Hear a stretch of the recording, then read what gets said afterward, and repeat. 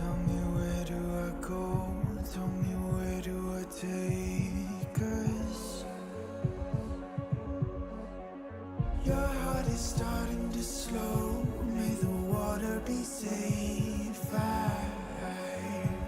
As I dive in, blood stains washing underneath the waves. I'll be reaching out to keep you safe.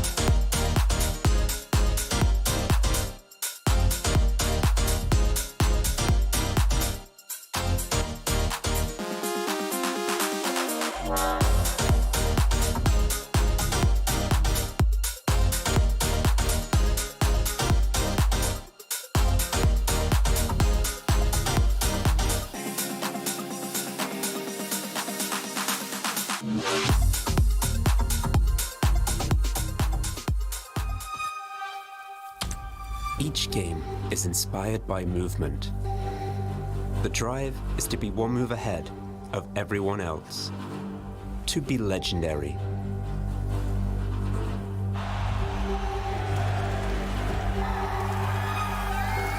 Are you ready to make your move? Make it legendary. Join Kia at the League of Legends EMEA Championship. Kia, movement that inspires.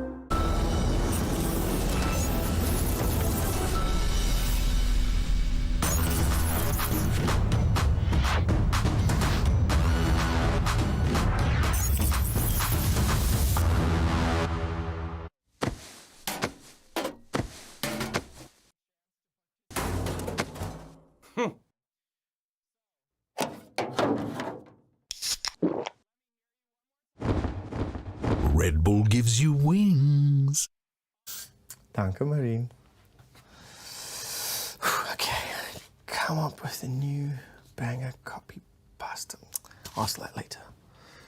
Definitely speak to Law about some hair advice. Have a break. Yes.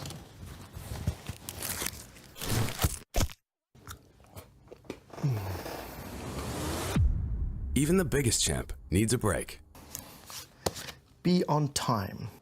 Oh, Get ready, summoners. League of Legends is now on Displate. All your favorite champions on officially licensed metal posters. Stunning details, easy setup, more durable than Malphite. Join 3.2 million satisfied customers and fill your room with arcane energy.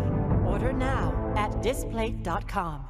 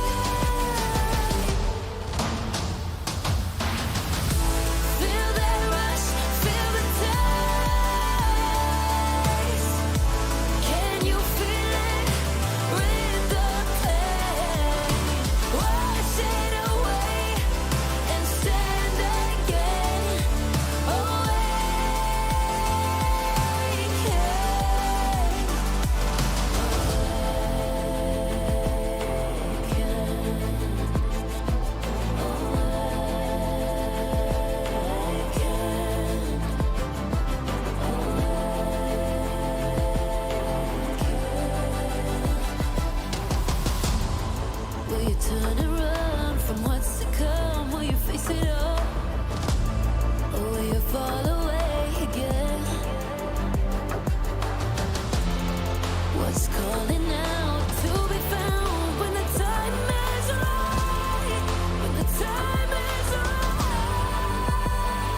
'Cause we all face the fires, and we stray from the light. Go leave the pain behind.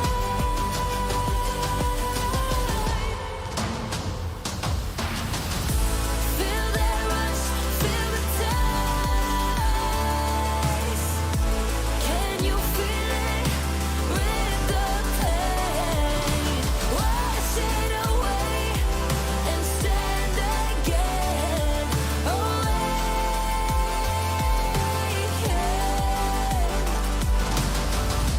Feel the rush, feel the taste. Wash away what used to be. Will you make your stand? The world in your hands again. 'Cause we all face the fires, and we stray from the light. Turn the page and make it right.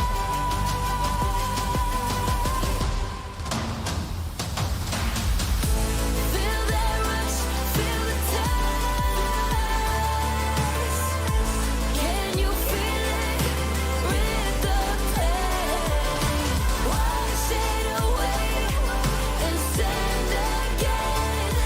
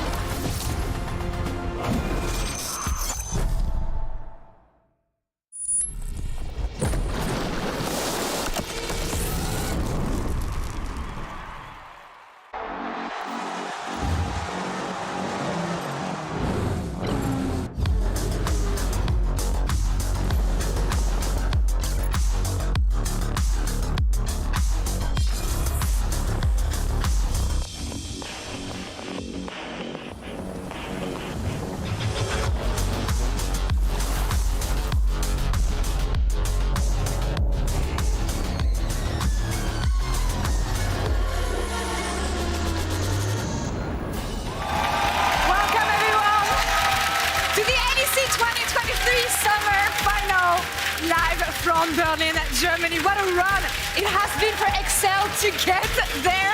And tonight, we will find out if they can secure their first ever LEC title. I can't hear myself right now. I can't hear a thing. If they can secure another trophy to their trophy case. The audience is hyped. Are you guys hyped? I'm Lo. I'm joined by Kajol, GB, and Ender. I just got How you guys- chills when it got Right? quiet like that. It was so loud for so long. I'm not used to being on this side of the studio anymore. How It's are you guys exciting. doing? It is exciting. It feels electric in here, doesn't it? Right? It feels like it really does feel like a finals is coming. And it's hopefully a Yeah, good don't touch the trophy or it'll just zap you. one. Oh yeah. Yeah. Yeah, Is it like it's a quite Captain zappy. America's shield? Exactly. Only the winner Just can pick it breaks up. through everything. Yeah. Good But, thought. yeah, good stuff. But yeah, I kind of want to reflect on the year we had. It was the first time we had a new format in the LEC. We're not going to talk about the best of two shenanigans we had a couple of years back, but best of three, something people were waiting for a long time, leading into best of five. What did you guys think of this new revamped LEC we had this year with three splits, leading into season finals? We're going to have it later on. I definitely think it was really competitive, especially leading into the season finals. I think a lot of people were expecting towards the end of the season whether we'd get a very mixed results coming into the top six, and maybe some people would sneak through with earlier performances in the year. But I think overall our top six going forwards is looking very strong. I'm really excited for the best of five stage, and I think avoiding the second round robin of best of ones was good. I think the first round was great. Seeing another repetition of that wasn't very necessary. I think the best of three straight jump away was good. I also just think like we've seen some crazy like differences in teams like split to split, you know, like having BDS make it all the way to the final last split, having Excel come here now after like a very normal winter. It's been topsy-turvy sort of the whole way through, which has always kept us on the edge of our Yeah, but it also just was a sign that you could not be slacking like once. And I think there's multiple teams that also showed this. You take Astralis Vitality, even though they had decent showings in regular season, as soon as you get to groups, if you can't deliver in the best of 3, the format was ruthless. And you have also ways of coming back. I mean, who would have expected Excel to make it to finals, and who would have expected at the beginning of the year that this Vitality lineup, built for success, built for finals, would just crash and burn by the end? It's unbelievable, isn't it? Especially seeing as they came out the gate swinging, right? In winter and spring, it was kind of like a downwards turn for them. But after spring, I thought MSI is coming. They're going to have about 2 months to prepare and figure out how they're going to bounce back for summer. They didn't bounce back at all. They just kept falling. They only got 1 win. They brought in Douglas to try and salvage the jungle situation, but nothing worked. I do wonder if they thought it was going to come just as easy as it looked on paper as well, because it just felt like this was a roster that was at least destined to make it further than 10th place, right? Yeah. And it just never clicked. It just looked like this roster of 5 players never became a team. And it's going to be interesting to see what remains of this project leading into next year. And when you think about BDS, for instance, disastrous year last year, came back, almost won actually in spring against Mad Lions. That's a great comeback for the org, who kept on trusting some players. 100%. I mean, if I get to hear Adam one more time, I'm going to be so hyped. The guy just came back after the time out of the LEC and was a force to be reckoned with in the top lane. An absolute demon on all the pocket picks, on the carries. I think Crowny was another player, too, that continued to elevate his And I think that goes back to how up and down this year has been. In winter, it was all about Hans Sammer. In spring, Crowny was the best AD carry we had at that time, with the meta champions like this Harry popping through. Now back in summer again, it's back to an Hans Sammer Patrick kind of state instead. So the ups and downs of the year has been quite interesting to have a look at. And there was a lot of new blood, I think. Shio came in swinging as well, didn't he? I think that him in Spring Split was one of the best junglers we had when you have the likes of, you know, El Yoyo in the league and Yike coming in. And that moves over to XL, where they brought in Peach, right? They brought in this rookie jungler that had only been playing in the ERLs, and then they bring in Abadage, who was an NA champion.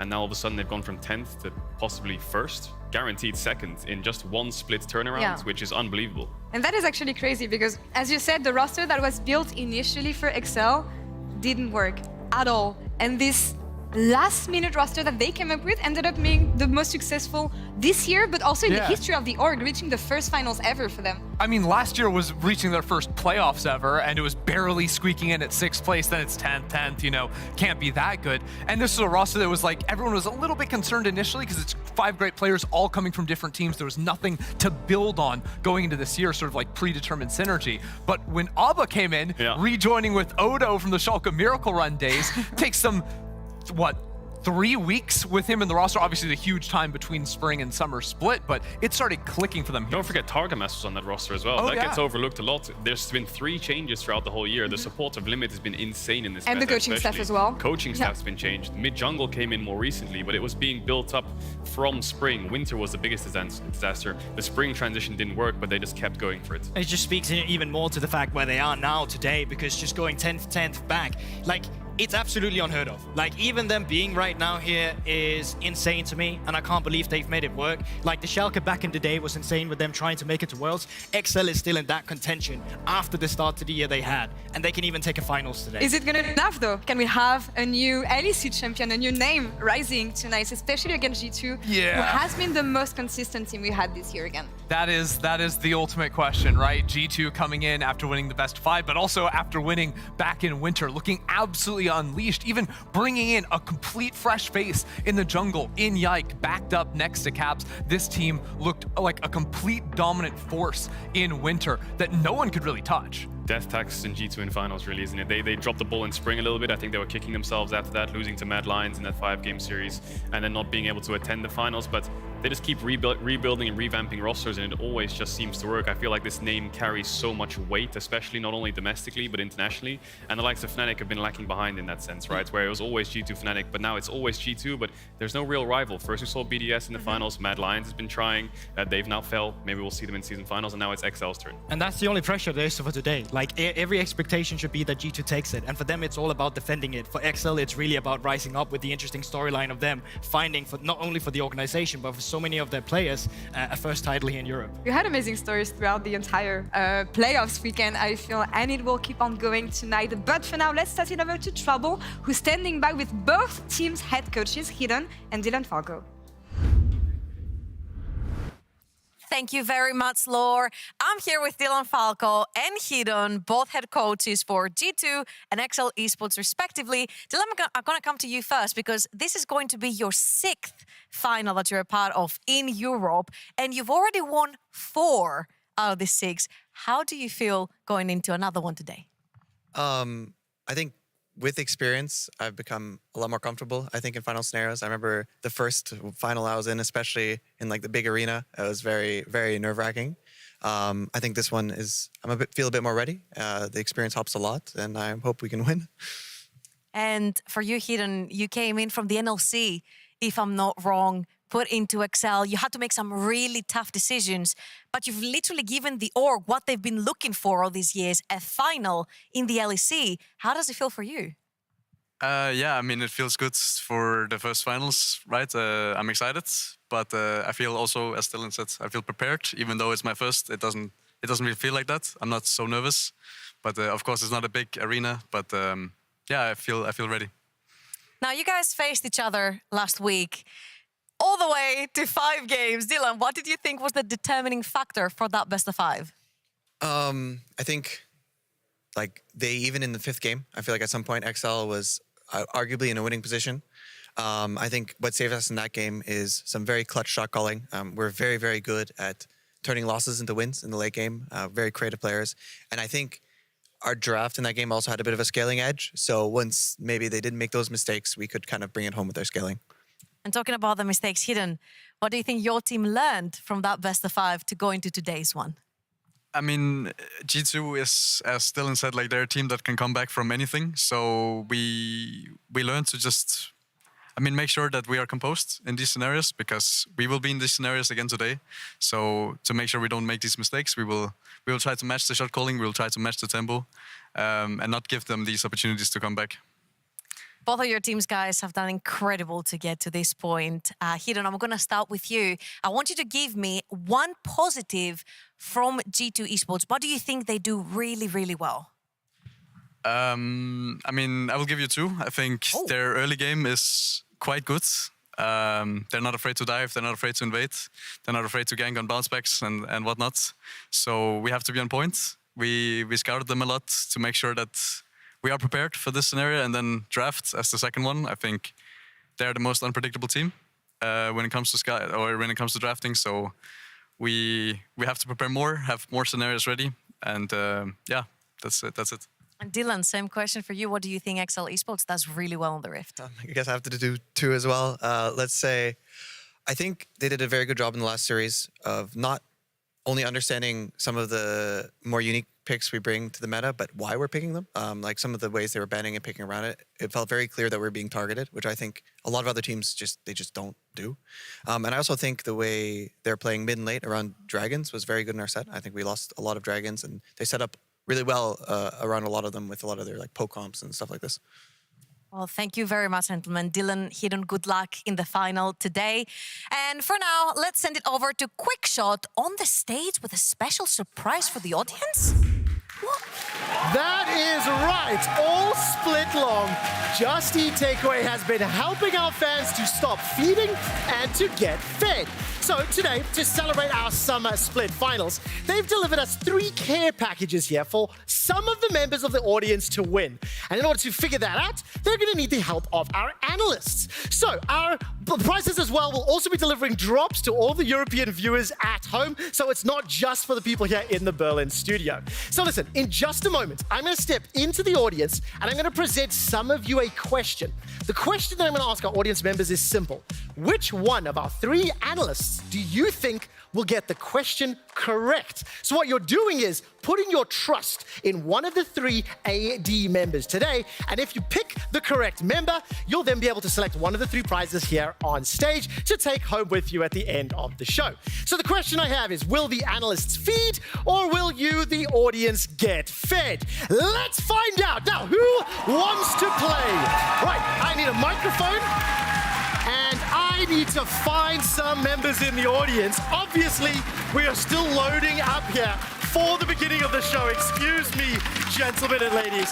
All right, I'm going to take a knee here, and hopefully my pants don't rip. All right, hi, what's your name? Weru. Okay, I'm not going to say that one. Right, let's get the question on screen. Take a look here. Which player has gotten fed the most this split, securing the most kills? The options are Vitio, Hansama, Noah, and Patrick, okay? Now, we're going to put 3 analysts up on screen. There they are. Ender, Kadril, and Gulbog. Which one of them do you think will get that question correct? I'm sorry, but it will be for you, Kadril. All right, so Kadril is the answer. Man. We're going to find out. All right, Kadril. So the question, which player has got the most kills this split? Okay, I'm sorry if I get this wrong. I'm gonna go. Oh God. I'm gonna say Hansama. Hansama? Incorrect. No, I'm sorry. Listen. This is the first time we're doing this. It's a new format. I'm gonna give you one more option, okay? Between the other two, who's gonna figure it out? Ender or Gulborg. It's gonna be Vito, Hansama, Noah, or Patrick. And who's it gonna be? One of 3 now. Vitio. Vitio. It is incorrect. I'm so sorry. You've already. Okay. Whoops. Wait, hang on. Hang on. No, okay. So let me do this. The producers are saying, Berlin, should we give him one more shot? Well, that's okay, there we go. Right. Gulborg. Come on, man. Gulborg, let's do it here. Don't eat me. Who is this going to be? You've got 1 or 2 names to select from. Come on. You got 50%. Is it Patrick? Is it Patrick? Correct! Yes! Let's go! The way that this is going to work. Thank you. Okay, we have 3 prizes on stage, all right? Welcome to Eric, Alex, and Z. You need to pick 1, 2, or 3. Which box do you want? What are the name? Eric, Alex, or Z, but just go 1, 2, or 3. Let's go. All right, Eric, please open your box. You have won a box of Poros and 50 euros worth of RP in game. So nicely done. Thank you. Okay, let's go. Next player. Hello, my friend. You're going to say no? All right. Would you like to play? Fantastic. Okay. Oh, these pants are way too tight. Right. Next question. Which champion has fed the most this split in deaths? We have Aphelios, Rakan, Renekton, and Nautilus. Which one has died the most? The thing is, which one of the 3 analysts do you think will get this right? Ender, Gulborg, Kadril? I don't trust Ender, so Kadril it is. All right, Kadril. Does he get the answer correct? Oh, why does everyone trust me? Why does everyone trust me? Renekton. Okay. Nautilus. I'm gonna take a wild guess. I'm gonna go Nautilus. Correct. You nailed it first time. Okay. Box 2 or box 3? Which one would you like? maybe 2. Number 2. So Alex, please open your box. Oh, 250 euros worth of Just Eat vouchers. Congratulations, you just got fed. Okay, last player. This one is going to take a little bit of time. Bear with me. I need to be even and fair here in the studio. Run across the hall. Thank you, Berlin. Okay, one last one. No? Would you like to join? Would you like to play? Fantastic. Okay, question number 3, and I think this is going to be the last one. How often did Yikes Trundle use his Q to chomp an opponent? Okay, the answers are 487, 724, 1009. Right, this is so random. 1027. The thing is, you've just got to pick one of them to get it correct. So who do you select? As a former XL player, I've got to pick Kadril. Okay, Kadril. Good luck. How many times did he use Trundle's chop? This is ridiculous. Trev, what were the numbers? All right, 487, 724, 1009, or 1217. Bro, I have no idea. In multiple choice, I always go D. I'm just going to say D. He's going to come. Oh, you nailed it. What? You selected it, 100%. 1217. Okay, so the final prize here. G, please can you open the box? G, please open your box. Fantastic. The third and final prize, the full LEC 2023 merchandise collection. Congratulations to you. All right, that does it for the questions. I'm going to head on stage for one last surprise. For my 3 winners, you can rejoin the team. Thank you so much. For my 3 winners, please meet me at the side of the stage at the end of this segment. And for everybody else that is here, that's all that we have time for. So we're going to stop the feeding and get fed. Let's take a look. Can I please take a look? I forgot my phone. Producers, okay. Berlin, it's time to get fed. Please bring out the pizzas. For everybody here in Berlin, we have 170 pizzas. Compliments of Just Eat. We've got a meat option, vegan, vegetarian. While the crowd gets fed, we're going to carry on with the show, Lord. It's over to you. I am exhausted. I mean, that's amazing. I'm kind of jealous right now. I want 170 pizza. pizzas? And the analyst doesn't even get one? Yeah, Dude, I'm telling you. Look at them. Look at how happy they are. I'm telling you, that's how I pass my exams. Always just go D. And if there's no D, always go C. The third one, trust me. You guys suck, though. I mean, you were good, but like What the do you mean I rest of suck? the guys, I know you What were the fine. hell? Got 2 out of 3. I love that we have games like this because props to the young man in the audience just flaming Ender. I live for this kind I mean, of stuff. it's so the thank right you move. so much. It's the right It move was the for right sure. move. If there's one player who got fed over the years, though, if I can link this to the topic of today, it has to be Caps. Oh, yeah. One of the biggest, right? One of the biggest legends we have in LEC history. How many titles did he win over his career? 8. Eight? 8? Sounds about right. What? Yeah, Sounds he has about a right. lot of titles. Same as Perks. So today, if he wins one more, he would be the most decorated player in LEC history. And I think it speaks for what his player achieved both domestically and internationally over the years. Definitely. I mean, you could see the explosion of European success internationally when Caps came on the scene, right? 2017 was a bit slow. You go to 2018 Fnatic, that's the first time EU has gotten to a World Finals in the first place, right? If you bar out Season 1, wow. We've been tasting a lot of semi-finals. 2016 HUK, 2015 Fnatic and Origin, but we never really got to that top 2 of the world. And it was G2 and Fnatic that pushed them there. But it was always Caps, the center of that team. I mean, you think about it, Caps world finalist in 2018, then going and winning MSI after switching teams over to G2 in 2019, returning to the finals again. That's 3 international finals in a row that he was a part of, including that one win. And that was also going into a G2 roster. We just talked about Perks replacing Perks in the mid lane. Perks sidelining himself for that. Yeah, Perks did say, I believe, if there's any one player here we'll swap for, it's Caps, right? And this was an experiment. Perks going over to AD carry, swapping out a mid. Jankos, Wunder, Mickey. Let's see how it goes. They beat SKT twice in best of 5s. Like you said, they won MSI. They almost won Worlds. They lost to FPX 3-0. They almost had the golden run, right? That would have been an undefeated run of best of series throughout the entire year. And it's just a ridiculous year as well for Caps, going between playing the normal mages in mid to playing funnel, right? Like adapting to that on the fly. The flexibility this player has shown over the years, not just to adapt to different like mid lane metas, but then this year's like bringing in the crazy tanks. Yeah, and I think the focal point of everything has always been Caps, right? Every team, whether it's G2 or Fnatic, it's been Caps, but there was lows, right? 2021, when they brought over Reckless and Perks had gone over to NA, things got tough. This team didn't even make Worlds, right? Caps had just gone from finals, semis, to no World Championship, right? And a lot of people were doubting and skeptical as to what G2 would do next. What's the next plan? They went for a full rebuild. They basically got rid of everyone and they just restarted the entire team. But it was Caps and Jankos that stayed, and Caps and Jankos was the core and the key.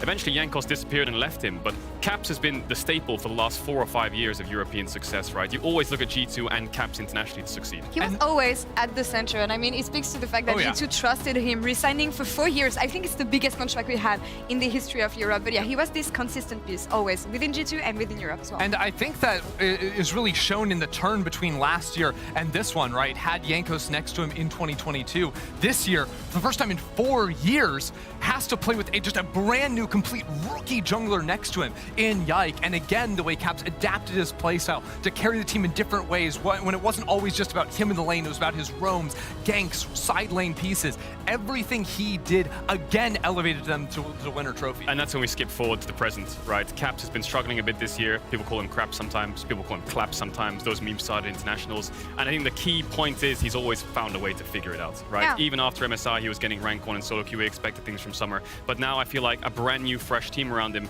What can he do at Worlds if they make it? In the same way, there's always high expectations on G2, there's always high expectations for Caps, but let's hear from the man himself, actually, on how he feels about the G2 current roster iteration. I think we're winning a lot this year, but I think sometimes we, I guess, win too much for our own good, and we maybe lose track of the goal, right? Which is, of course, winning in the best of 5s, winning the LEC, winning the Worlds as well. And we still have a lot of things to improve to make it there. I think this version of G2 is very strong, and I think we haven't achieved the international success of like maybe some of the previous G2 or Fnatic years, but the year is still young and there's still Worlds. And I think how we'll be remembered is all about how we finish out the LEC split now and how we do it Worlds. And I believe we can go very far. And we had this discussion at the beginning of the year, it feels. Is this iteration of G2 going to be the strongest ones they have? Can they surpass 2019 and what they achieved? I think today may give us some indication. Give us a taste. Yeah, give us a taste of what to expect for the later this year. But when you think about last Monday, Excel taking them to 5 games, did that expose some weaknesses on the side of G2? I think the meta is very one-dimensional in the sense that I think there's so many OPs, you can do whatever you want, but series sometimes have meta, and I think a lot of people realize like both these teams want to play Kalista. Both these teams want to play things like the Jace, the Azir, the Maokai was so important as well, and both teams adapted, and you can see there's so many unique picks for both these teams that they want to go in those directions, whether it's carry tops for BB or the Kog'Maw Braum, anything like that, G2's always got up their sleeve. I think that's been something great to see this season as well from Hansama in the bot lane, is those pocket picks, right? He brought up the Kalista earlier on in the year. The Kog'Maw's been around as well. But even in a world where the Braum gets denied from that Kog'Maw pairing, the Milio is then coming in, looking incredibly powerful, especially scaling into the late game. Yeah, it's going to be so curious to see how they're actually going to adapt that from last time as well, just due to the fact of how many of these OPs actually got led through due to the meta itself developing. And it's completely a clean slate coming into today. Both teams is coming from a session where they had really good VOD view material, not just from what happened in-game, from drafting again. It wouldn't surprise me that either we see the same as in Game 5 and we've worked through from there to an extended series, or someone will come through with an entirely new idea. I also just love how bot lane is developing right now with a lot of these like semi-magic damage bot laners, the Kog'Maw, the Varus, the Kai'Sa, when you have the AD mids of the Jace Tristana that are going to constantly be picked. That's exactly it, and I don't like using this word lightly, unlucky, but this bot 2v2 just felt like a horror. You pointed it out, Gulborg, the minion dying on the Kalista E-Rend reset, the level up coming in for the Rel to stop the actual trade back on the kills. I mean, XL got the summoners out of the bot lane level 1, didn't they? Then they got level 2 ganked. This series went all the way to the end in that 5th game, and I think the important thing for XL is they're not going in blind anymore. They know exactly what they're up against when it comes to G2. They know the Kog'Maw Braum. In Red side Game 5, they tried to deny the Braum, they faced Emilio, so now they've figured out the puzzle perhaps, and they have a lot more information. But then again, they just played up against Fnatic, and G2 can scout exactly what they were doing yesterday. And it's going to come down to, does G2 have new picks? Can XL have new picks as well? What is both understanding of the meta here, and especially on bot lane? Because when you look at XL, what they did yesterday, this play especially was epic. Phenomenal. But how does Patrick match on the bot lane against Hansama this time around with the new picks he's been playing? Yeah, I think there's still so many ways you can improve. I think them seeing Xayah last series as well is probably something that you would see a lot more priority on as well, especially seeing a lot of the champions that does come through. With a Jax, for example, coming in your backline, having that self-heal would be great. But also just the OPs, like the Maokai, like the Rel. I still think there's loads of options available for Patrick. We even seeing the Kalista, as you talked about, Draven as well. Usually saw it banned by XL, but they could like just throw in a huge curveball and let it go open a draft to pick it up for themselves. I feel like there's got to be a game where Patrick is just playing to tear up the bot lane in this match, especially when you consider that he's returning into a final for the first time since Origin back in 2019 spring, since our first split of the LEC. Like, he has so much to play for, and it comes after a year and after multiple years where it just felt like it was always the Patrick show on XL, and every single segment was like, oh, Patrick's doing well, but the rest of the team just can't quite deliver behind him. This is the first time it's ever felt like it's the full package supporting. Yeah, and in that 2019 finals, he was playing in a funnel meta. You know, it was the Mickey X perk, Xayah, Rakan mid-jungle. He was playing things like Ezreal on that Origin lineup, right? So it wasn't like he could ever really show off. So I think this is a real meta where in the finals he can actually shine, like you talked about. He's always the focal point for XL. I mean, Hansama won his first title earlier this year. Can Patrick win it again this time around? And can also Abudagger be the 5th player we have in Europe who will win both in NA and EU, as he returned from the LCS last year with 100 Thieves. He got the Schalke Miracle Run alongside Odo Amne a few years back. And what a growth he's been for this player over the past few weeks as well. Absolutely. I think when people saw Abe come in, specifically in spring, and they still went 10th again, it probably was just deemed a failure by a lot of people, me included once again. Wow. But this meta they got to in group stage, the picks we've seen, the way he's been able to adapt to his teams in terms of, do I need to be the Jace? Do I need to be the Azir? What does my team need for me to do so I can make the rest of them shine as well, has been phenomenal for Abe and completely revitalized the player as we knew formerly. It's interesting how timelines and players' histories always overlap, right? Odoamne and Abbedagge do the miracle run together. Then Broken Blade joins, right? He joins the Schalke roster, and then he goes forwards with Abbedagge. They have a pretty decent spring where they started off in first place. I think they went like 7-0, and then they slumped a bit. But then Abbedagge goes to 100 Thieves for summer split, and BB's left on his own in Schalke to rot, basically. They finish like bottom 2, I believe. So then Abbedagge wins titles. BB's now on G2 winning titles. Now they're up against each other. But I think the key point there is the fact that Odoamne was there, right? Odoamne is one of our longest standing players in the entire LEC. He's been on so many rosters, you know, Schalke, Splice, H2K, now on XL, and he's finding success in more recent years. And that is something he was mentioning in PGL yesterday as well. The fact that he was in Malmö last year, defeating G2 3-0 in finals. No one expected this one. He's back at it again after a disastrous start of the year. And when you think of the final he played last year against Broken Blade, he had an amazing series. Last week, not so much. So this week is a chance to prove himself again, alongside XL, to go for another title once again. Yeah, and I think for BB and Odo, for this matchup specifically, it literally just comes down to who is the best top laner in Europe in this matchup. Both of them, last time, one got solo killed. Most of the time it was really BB finding the solo kills on Odo. But then you take a look at the matchup that Odo had yesterday, where it generally just felt like the biggest top gap I have seen in my entire life in Europe. From the Gnar we saw there, that was really Odo wanting to go to season finals, wanting to. This team that was wild. And had he not been on the team, they would not be here. It's that simple. It's interesting, isn't it? How like Odoamne is on match point in a sense. Not match point, but like if you lose this series, you're done for the year, right?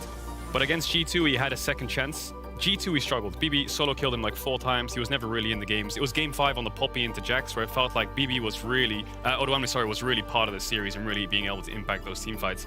That series, though, yesterday, you could see the difference, like night and day. His Rumble was insane. Oh, yeah. His Gnar in that last game, he had 10 kills. He did like 5k damage in one of the team fights. The Ivern was basically shielding him half the time, despite having a Kalista in his ear next to him, right? So Odo really wanted that win, no matter what. And it's a different kind of pressure now in the finals because he's won a trophy. He's been around for so long. He's been to a couple finals now in a row, but it's not life on the line, it's title on the line. And there's 3 new players on XL who have never really won that title. It's only Abbedagge and Odoamne, right? Whereas for G2, it's just another day in the office, kind of, with so many finals. It has been a story of him being the weak side king for ages. Is it a new arc for him opening? Yeah.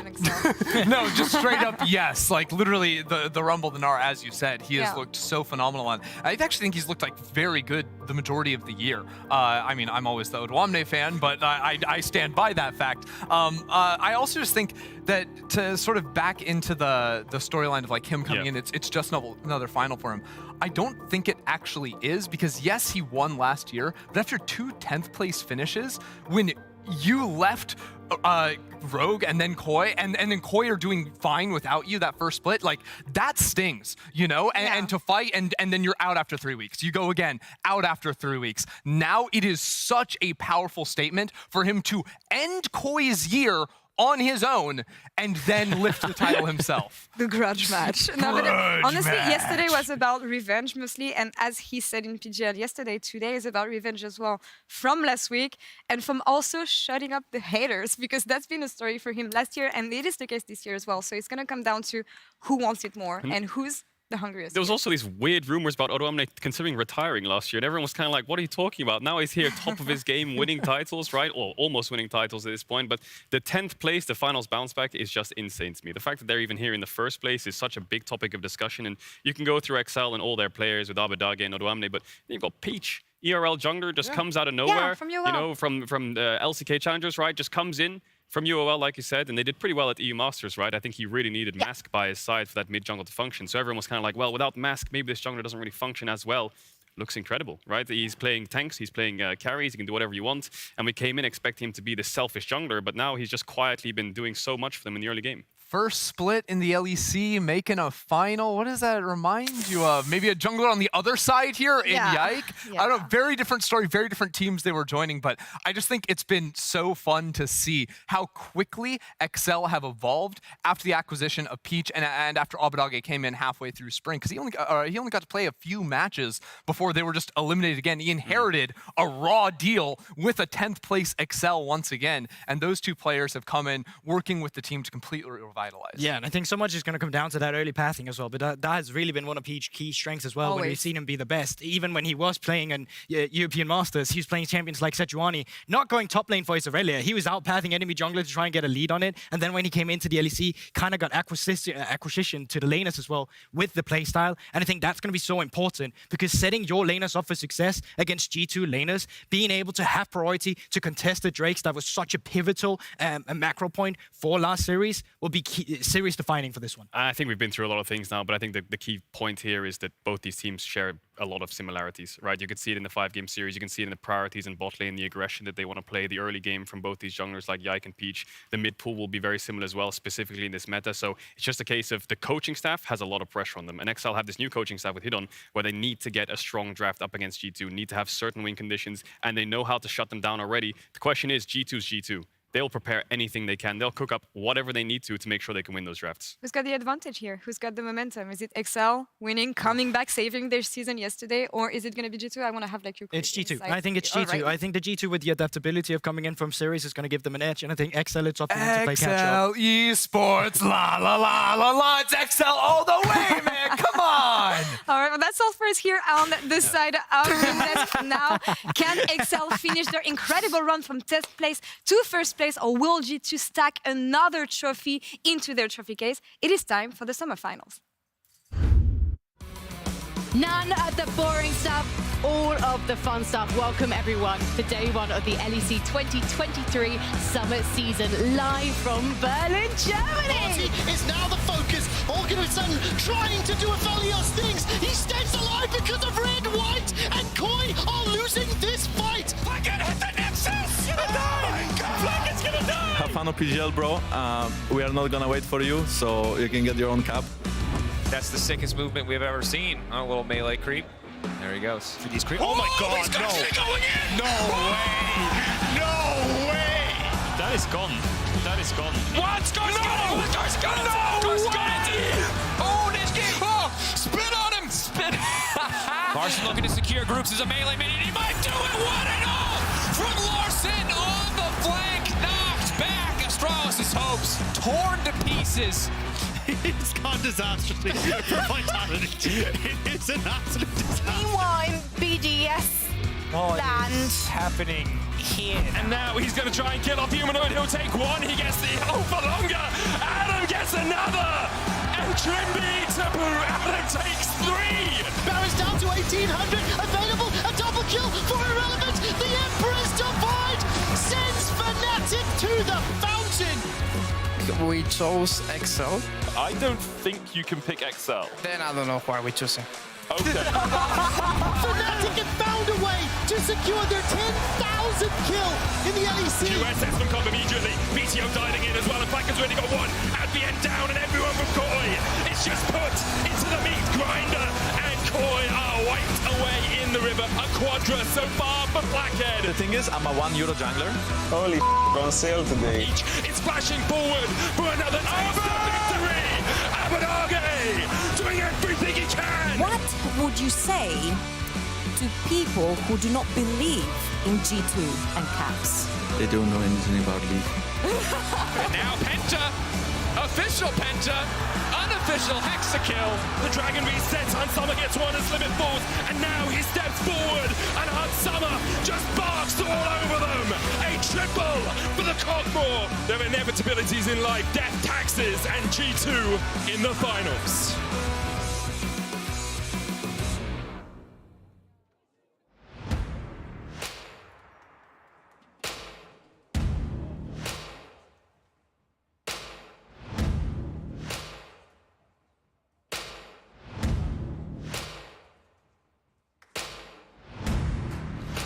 Through fierce tears, toil, and triumph, it all comes down to this. 2 teams enter, only 1 team will leave. In EU, there is only one guarantee, G2. Each title another notch on their belt. Welcoming G2 Esports! In the top lane, Broken Blade! Broken Blade, he got behind them. They have no brown shield either. They can step up here for a lot of damage. G2. Broken Blade comes in with the counter strike. Oh my God! And Stun, and now Hansama just continues to rain hell down on XL. In the jungle! Yeah! in, trying to get the slowdown first, immediately gets the follow-up route, an easy kill. Yikes, on a rampage. I'm not used to seeing an Ivern with this many kills. In the mid lane! But the pop blossom once again, it's just Caps! Every fight has been defined by whether Caps hits them all with his ult. This time, he slaps XL into the dirt. In the bot lane, Summer continues just to walk forward and spit fire against XL. Peach hit with the living artillery, and the laser follows him to his death. And their support, Miku! Easy, called out. Looking for an MVP. Oh! Instantly finds the engage. LeBron tries to disengage Caps, but I don't think it's going to matter. Crowning on the backside, holding on to his life for as long as possible, but the Jack's already tearing through the Joined by their coach, Dylan Falco. Give it up for G2 Esports! From 10th to 10th to a title, fueled by the anger of a man too mad to die, XL rose from the ashes to challenge champions. Introducing XL in the top lane. Oh, go, one night! Killer instinctive from Hansama, the creme de la creme it seems, as the AD carry falls to Oda. We've seen that once before this week. In the jungle, Peach! Going low with Peach now. Peach took the long way around, and Caps nowhere for him to go. He flashes, but Peach chases him with a twisted advance. Much better early game here from XL, managing to get the ball rolling now through mid a little bit. In the mid lane, Abadago! Long range spear hits, but he's going to flash away, and Peach is flashing forward for another taste of victory. Abadage doing everything he can to carry XL to the finals. In the bot lane, Patrick! He's being such a nuisance in the side of G2. Patrick! Great flashing to the roof. Patrick with a feather storm. Cap trying to get away, but he's stunned up. He's locked up. And the shutdown goes over to Patrick, and what a superb fight it was from the XL AD. And their support, Lemon! Well, very tanky right now as Mickey falls to 200 HP. Oh, but has to flash away the Eagle. So twisted advance all the way into the back line, but Lemon delivered the knock-up. And XL find two again. Joined by their coaches, Hidon and Cass. Give it up for XL! It's David versus Goliath, but this giant ain't for slaying. Only two teams have ever been in G2 in an LEC finals. Will XL be number 3?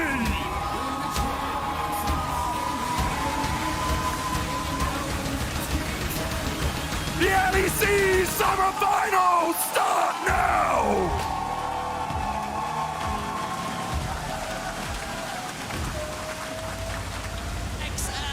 Your winter split ends here. Claim their 10th title! I've been here before, maybe not this low. I always made it back. Going from winning in Malmo to being dead last in LEC twice. In that situation, not a lot of people can stay optimistic. Goodbye to XL, they had been eliminated. Summer playoffs felt impossible. Back on top and having a group that I have faith is incredible for me, you know, because I was very close to just, you know, calling it. XL are going to finals! I'm very confident we will win. When we played them in 2019, or when I played them, they were like the best team on the planet, so it was pretty difficult. But now, like, they do a lot of mistakes, and we already took them to game 5, so I'm confident we will match them and win. Hansama gets one as Limit falls, and now he steps forward, and Hansama just barks all over them, and looking to send XL into the lower brackets. We made a lot of mistakes, and I feel like with the level that we think we are at, we should never make it a close series like this. XL will take us to game 5. We were confident to 3-0 them, but they played good, and I think we underperformed. Maybe their drafts last week were not the greatest, so they are for sure going to be more ready. Now the re-engage can begin. Peach already low. Pop Blossom onto 3. Caps finds them all, and the killer instinct lives up to its name. G2 wipe them 5-1 in the exchange. After we lost, I felt really sad and disappointed, but we will come back stronger, and that's all that matters. The stopwatch will buy a second hit for Oscar in with an arm into the wall, into the wall, up into the lockup. Is enough to kill off the Jackson. That's everything that's been stopping XL. Abba slides in, and XL look to glide their way to the season finals. Killer instinctive from Hansama, the creme de la creme it seems, as the AD carry falls to Odo. We want to win both winter, spring, summer, the finals in the end. We missed out on spring, but we don't want to miss out on summer and finals. G2 grouped up at the Pop Blossom once again. It's just Caps. I'm quite confident, you know. They will wake up, they will be hungry, they will want to stomp us in the ground, but I don't see it happening.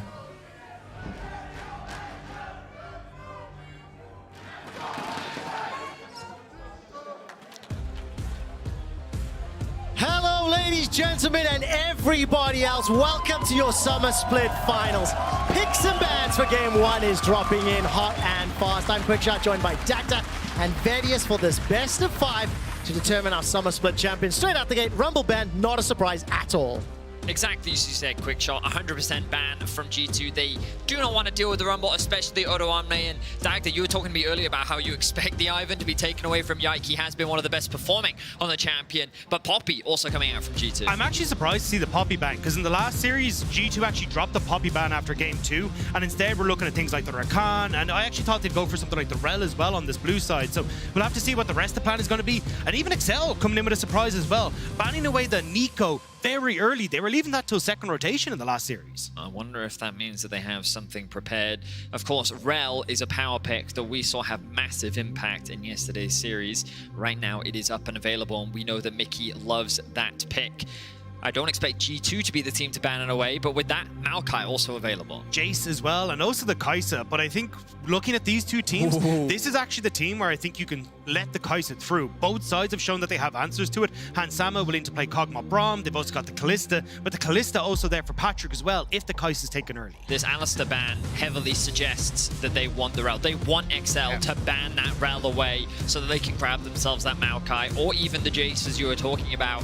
XL heavily contemplating now what direction they want to go. LeBlanc going to be taken off the board. You imagine this has to be a Rel first pick for G2, and then XL can respond with the Maokai Jace of their own. I really think that the LeBlanc shouldn't be as high priority as it is. It hasn't been looking great across the course of playoffs. Also the fact that we've kind of seen both teams drop it through their entire last series. We saw XL drop it yesterday in their Game 4 as well against Fnatic, but here I do agree with you. I think they're like, hey look, you gotta now decide what you want to do, because we're getting 2 of these 3 big pocket picks. Rel taken from G2, and now XL. It feels like a Maokai Jace is a no-brainer. Oh, yeah. It feels like it has to be. And the only other thing is, depending on how much they value Kai'Sa, they could want to try and lock that one in as well. But as you rightly said, like, there is speculation around whether or not G2 even want to play the Kai'Sa, right? Normally they bring out the Kog'Maw as an answer to it. So XL could even wait, you know, get themselves the Maokai, get themselves the Jace, and then even round their draft out with a Kai'Sa, and then even look to ban the Kog'Maw away. Yeah, especially when neither of these mid laners have actually been willing to take the Kai'Sa into the mid lane as well. It does kind of say, look, chances are this Kai'Sa is going to be going to the bottom side. Obviously we saw a video piloting that to great success, but Abadage, he's been on this Jace, and he has been absolutely fire on this pick. I mean, when you take a look at that Maokai pick, 7 games this summer, 6 of them wins for Peach, used exceptionally well in combination with that long-range poke from Abadage's Jace, which was a terror.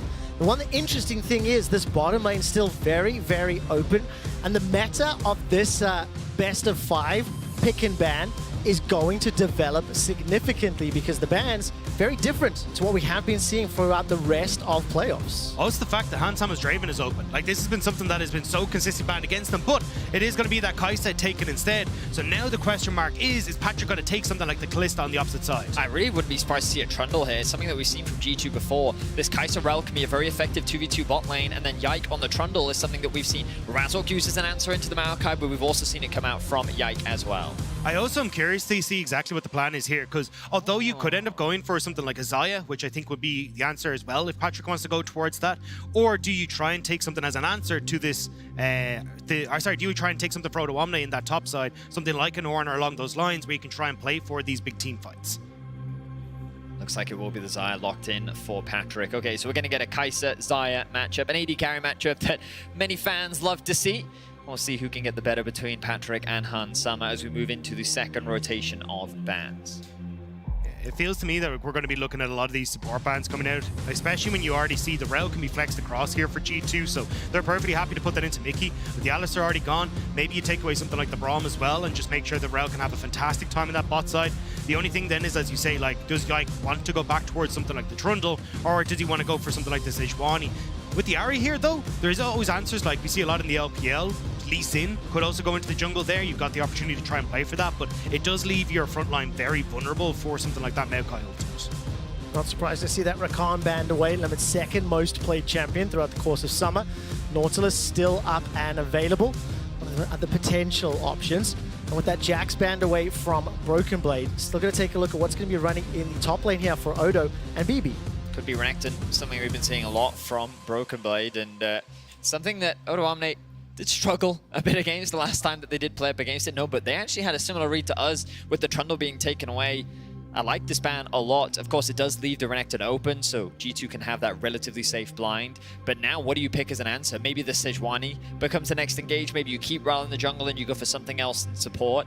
It feels like the G2 are just trying to keep their options as open as possible. Yeah, traditionally, we do see some sort of tank jungler go in there just because it's, well, if Broken Blade is off pushing the side lane against Odo Omni and Peach hits the engage button with the Maokai, we need something that can try and block it up. And that's why I thought we'd see maybe the Braum ban on XL side just to try and prevent something that could go through if they want to flex that Rel into the jungle. But it looks like instead, XL are actually just going to take themselves that Braum and set up for an obnoxious team fight here as well. And when you're looking at a lot of G2 esports want to have that go forward button with the Kai'Sa, the Ahri, Braum is going to have a field day in that scenario. Ton of options available there for XL, a lot of AD long range poke there. Not a huge amount of AP profile damage for now, but G2, how do they round this composition up? Where are their other initiating tools to back up the likes of Broken Blade? Game 1 of their series last week, they had that Trundle as well as Nico. With the Trundle banned away, we've ideated the Sejuani, has now been secured for Yike, and exactly as expected, the Renekton. So at least in the back half of this draft, no giant surprises. Odo Omni, bit of a pick of the litter here, can take this in a number of directions. And will we see that? We've seen it a couple times this playoffs already. I'd actually like to see the Kennen here. It is a bit of a skill matchup in the top lane, but I think in a lot of situations you can set yourself up where you have G2 diving in on top of you and it sets up for that easy ultimate. Maybe he's a little bit nervous about like a big Ahri charm coming in and kind of ruining Kennen's day, but same idea here for the Ornn. It won't be as kind of a matchup to Odo Omni in that top side, but I mean, look at the team fight you have in XL right now. I mean, that's the first time that we've seen Odo running the Ornn this summer. He has played it 32 times in his career. But I think from this XL draft, the long-range, non-committal engage is terrifying to deal with. And the amount of zone control that G2 esports have to navigate and dance around is going to be incredibly frustrating. G2 esports have to be so quick at pulling the trigger, because even when you look at like Abadage getting to poke off with the accelerated shock blast, if you are just sitting around kind of fumbling your way through some of these objective setups, that's where XL are going to shine. And especially when you got something like a Maokai and Ornn that can so easily command space, as you say, quick shot. This is where I get nervous, where if G2 don't get the ball rolling early, I think they're in dire straits. Well, so far throughout playoffs, Peach has stood out as a jungler that's made his presence known in the early game, but Yike is no slouch. The last time that these two met, it was all about that early game action. Fantastic team fights, and overall, some great European League of Legends. I'm super excited. We're about to jump into game 1 of this best of 5. Last time, we had the full 5 games. We're hoping for another matchup like that again. Those first 2 games were bangers. They were bloodbaths. The tempo was off the charts. And we're going to find out who strikes first in our summer split finals. It's G2 taking on XL.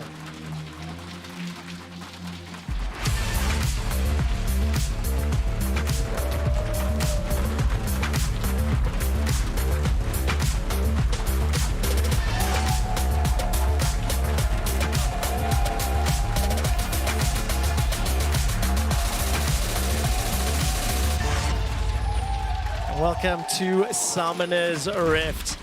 Berlin going wild here, and a lot of chance, obviously in support of G2. In terms of how this draft has played out, a little bit different to at least what I was anticipating. But I think when I consider, hello everybody, these games have played, I think Peach and Yike, obviously the danger plays in the early game, especially when you consider how much influence they have had throughout the course of these best ofs. And XL starting to start off defensively here. I mean, do you anticipate any of these lanes leaning in favor of either G2 or XL? Betty, where would you watch for the first 5 minutes? Well, jungle is where my eyes are being immediately drawn to right now, as both of them battle for a bit of early vision. I'm thinking about early priority, and I always have to think about this bot lane. Hansam and Mickey are known for fighting for that priority in the early 2 versus 2. We've seen Yike even look to cover for them with level 2 ganks to assist, and right now it is a war over this first buff, as Excel try to contest. I mean, they've got a Braum at level 1. It's so difficult to deal with. And ultimately, Mickey's going to lose his flash defensively. What is the cost here? A little bit late to lane, but I don't think they'll miss too much just yet. But that's the thing, they didn't have Peach with them. Peach was actually clearing out his Raptors, so you're still matching the clear for Yike, but you're just blowing some of these early summoner spells. And if Peach is going to start to drift down towards this bot side and Mickey's already in with a bit of pain, this could be an easy gank setup for Peach. Of course, it's a bit of an indication into XL's mindset. The invade the stack, looking to pressure G2 early. Abadage already using that hammer form to put the damage down onto Caps. Of course, now in the top lane there, exactly as you'd expect, Broken Blade starting to shove a little bit towards Odo. We'll keep our eyes on the pathing there from Peach and from Yike. I don't think Mickey's going to be too bothered losing that flash early on. Not going to have a gigantic impact on it. Just means he gets his Hex Flash earlier, you know? Go. Classic Mickey, always thinking far ahead. Speaking of the Hex Flash, looks for an opportunity there. Perhaps a little over-ambitious, so he's forced to disengage so that the Braum passive doesn't cause him any hurt. But as we kind of expected, G2's bot lane already looking to get that push. Yike now, level 3, hovering around mid. Abadage just ticked over. Arctic Assault is available. Flash needed to be used. Follow-up from Caps will not connect with the charm. Well, Deception goes a little bit wide. Ultimately trading on flashes, both Caps and Abba use theirs. Yeah, great sidestep from Abadage to get away from that, but you can see what Yike was trying to do. If he can get control over mid lane there, means that he can push in mid. He can actually invade into the bot side here of Excel and try and get control so Hansama and Mickey can crash this wave. But now you're in a position as Hansama and Mickey where Peach is on this bottom side. Yike has had to go top, and that's where you can see for Mickey, he's trying to see if he can get this wave pushed in and try and reset so he's not in a dangerous spot. And take a look at the CS already, 26-12. Pushing that wave forward, Mickey consistently challenging with that shattering strike. So tiny advantage already accruing. And also again, you can see how Mickey wants to run with that rel. It was the first pick. It was one of the champions that we were ideating. Is it ban-worthy? And now he's already starting to roam once more, moving towards the top quadrant of the map here. Remember, Abba is flashless, so if he does overstep some additional threat here, he will be spotted by the ward at least. Yeah, Abadage is hugging the bottom side of this lane though, so it's going to make it very difficult even with the Hex Flash to try and get on top, and you can see Mickey not really finding that opportunity. Yike going to start to run around. He has his own flash, so maybe he can try and come over the wall or something, but XL starting to mash this play. Let's take a look here. 3v3 being set up. Peach and Limit stepping into the lane. Don't know if either squad are really going to look for an opportunity as the wave is very heavily built up here, and Abba wants to catch that, clear on as many as he can. It's all about enabling Caps to go back to base, right? Just offering that protection, the assistance to give him the safety. And looks like that's exactly what they're going to do. So Caps will now get an opportunity to go back to base, fully invest the TP, that he will. We'll come back to lane now with a little bit more damage, and of course restocking all of his, the flask. So he should be in a comfortable spot. Mickey level 3, Limit as well. Mickey and Limit having a bit of a dance in the river. I doubt either of them really going to be too worried. Keep my eyes on the jungler now. Odo Amne in the top side of the map with Peach hovering, something worth keeping our eyes on, as there could be an opportunity here for Peach to look for a play. Nope, he's just going to back to base as well. So overall, a slow early game from both these teams, and nothing too crazy as we start off this best of 5. On both sides of the rift trying to fish for opportunities. Thus far, nothing accrued. Patrick and Limit will start to back away here, sensing something is afoot. Mickey was waiting in that middle bush. So we'll keep an eye on Yike, see whether or not he completes this recall. And while that's happening, Peach is backed his shot, started to make his way down towards this bottom quadrant of the jungle. And he's dead even across the board thus far. You can see, though, how the vision investment already from G2 on this top side, allowing for this push from Broken Blade to come in, offering him that safety to also make sure that Yike can still path towards the bot side to be able to, well, where he already covered for that bot side of the map earlier. So it basically just provides that extra bit of safety towards his top laner. The vision investment from both these teams, also the fact the amount of wards that are being cleared early on, both teams very focused and very aware about what both teams are trying to do. And with Yike's back and pushed into the river, engage from Mickey, followed up by that Arctic Assault. Here comes Peach at level 5. Patrick forced to run for his life. First blood secured by XL. Now they turn their attention to Yike, and a very quick pause. The fact that XL were grouped up and able to turn that around so quickly, they secured that first blood. Yeah, it felt like a pressure cooker in that bottom side, though. You could see how much attention both sides were putting down there, but when all is said and done, at least for the moment, it's G2 who can't quite come out with the kill. I think Limit played that exceptionally well. Immediately as that play went on, he jumped on over towards the Kaisa, making sure Hansama couldn't get any damage down, and just bought the space that Patrick needed for his jungler to come in. Yeah, so like I saw at the start of that play, Mickey, he kind of like flash queued to try and connect. The stun didn't quite land, but he does able to connect the W, so he ends up getting the 2-man knockup. But then he just gets chains. You see the Braum passive combined with Patrick and Peach have enough CC to be able to lock him down, and they get the kill. So not entirely sure where the cause of the pause come from, but obviously when we have more information, we'll be able to share it with you. But XL being able to draw first blood, definitely a great start to a series. There's always a lot of pressure when you come into that first game, and the moment that that first kill drops, a lot of that pressure starts to become alleviated and the players can really start getting focused in the field of the game. I mean, you can tell how much it means to Excel as well. When we listened to Odo yesterday on PGL, he was so excited to play against G2. And he was even talking about in the game 3 against Fnatic, they were already starting to look towards, can we take it against G2? Like, this was their big focus for the weekend. And now, where they were kind of talking about, look, after that loss against Fnatic in the game 3, it kind of gave them that readjustment and that focus that they needed to come into today and not be going in overconfident. And it was kind of a similar story to Broken Blade, what he talked about on Euphoria as well, saying, look, a lot of this is going to be a case of trying to keep our mental in check so then we can come in and show our best selves. I mean, yesterday, XL's performance was a bit of a statement. A clear performance difference between them and Fnatic. And I wasn't 100% certain what to expect from this squad. Last week against G2 was fantastic 5 games, delivered across the board. I think game 2, a absolute demolition from the XL side. And you can definitely feel, you can sense the hunger. I think, look, we're 6 minutes into game. Absolutely every single one of these plays is stepping into the enemy's face, trying to force an error, trying to be very proactive on this one, right? We've seen the invades, we've seen the roams into the mid lane already. And now, of course, with this engage in the bottom lane, both Yike and Peach were in the area. So on a similar page, I do have an update that is a peripheral issue that has been reported. League officials are currently investigating. So hopefully that should not have a significant impact. But I think more importantly for me is that if XL do get off to a good start, when you consider the tools in their kit, it is a behemoth to deal with if they are the ones setting the pace of the game and making the first moves towards objectives and kills, etc. And I think the big one for me is this Maokai. Like, we've been harping on about it all weekend, but the ability for the Maokai to take space, to set up objectives, even if you're behind, to actually try and grasp that control again is so important. The last time these two teams faced up, 4 games Maokai was played. 4 games Maokai won. Like, if you can actually use this effectively to move in, even if you're behind on the tempo, it's so effective. And I think this is such a big win for XL, especially when you have something like the Jace there. It's coming for Abadage, and they can try and play for these objectives, play for Dragons like they've been doing all playoffs long. I mean, I think the pick and ban meta in this series is going to be intriguing. Oh, yeah. Minutes before we went live, we were talking about the bottom lane, talking about how Hansama and Patrick, their champion pools, what the answers are going to be to the Kog'Maw, the Kalista. Both of them can play the Draven, whether or not that'll have influence. I think game 1, obviously not the highest priority, but those are the adaptations you can make throughout the course of the series. This time round, it is the Xayah, it is the Maokai, and it is that Ornn, which XL are leaning on.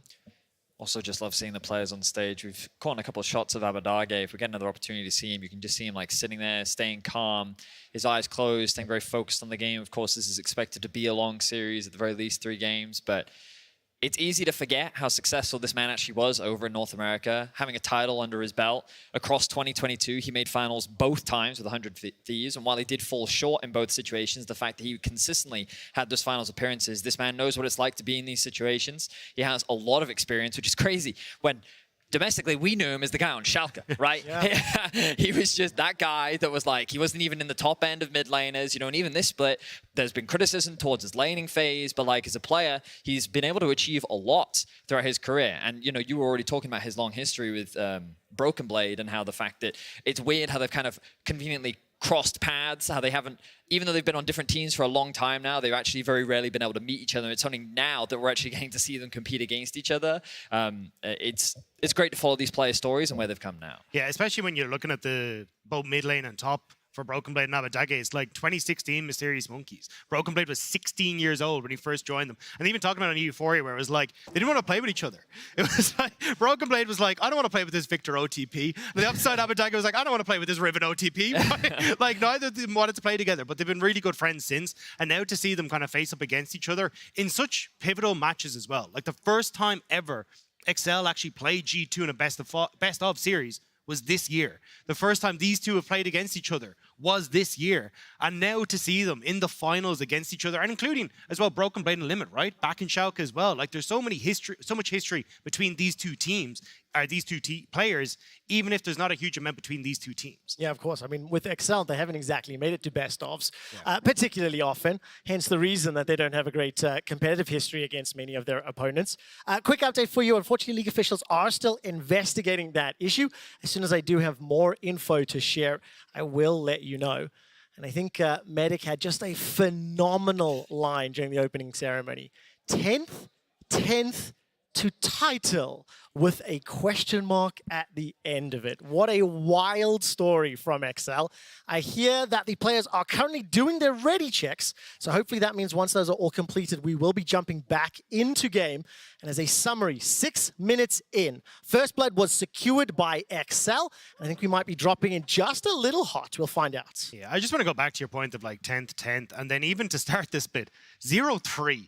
Like everyone was just like, XL, what in the name of God is going on? And then they come in week 2, it's like, oh yeah, no, we're just going to 3-0, completely reverse the script. And I felt like that was really the confidence booster that they needed. And now, finding their identity, getting to understand how they want to try and approach the Rift, like getting Abadage onto comfort, playing for these early dragons, setting up for these big team fights. XL has finally hit their stride, but it is up against the behemoth that is G2. Well, let's find out what happens as we're loading back onto Summoner's Rift.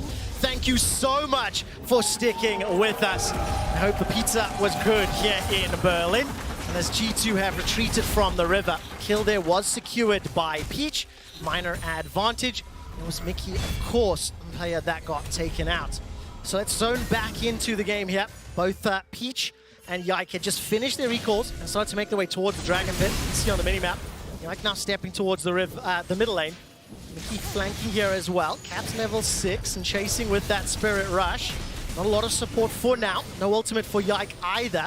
Abadage continues to chase away. Yike hops over the wall, manages to run into Abadage, and the kill is secured. Just slow and steady running him down. Very early charm commitment in the mid lane left me concerned with how this play was going to work out for G2. But Caps, he holds on to the Spirit Rush until the last possible second, gives time for Yike to come in from a different angle, and they're able to lock down Abadage, whose flash only now just comes back up. Means that G2 are able to find a window and they equalize the kills. Of course, keep in mind that just a moment or two ago, multiple XL members were down in that bottom half of the map, so information was available to them. Okay, quick reminder, if you have just joined us, both of these respective teams played off against one another. Last week it was a 5-game series. And XL are now looking to turn the tides to pick up the series win this time. Right now, Hansama, Mickey, they're pushing onto the tower. Yeah, I mean, it was a crazy best of 5. I think expectations coming into that series was that G2 would be the heavy favorites. Many predicted 3-0, maybe a 3-1. The fact that XL pushed them all way to 5 games. And even in game 5, I felt like XL were in a position where they could have turned that game around if it weren't for a couple of different things happening. But G2 obviously coming into this series still, many expect them to be the favorites. An incredibly strong team.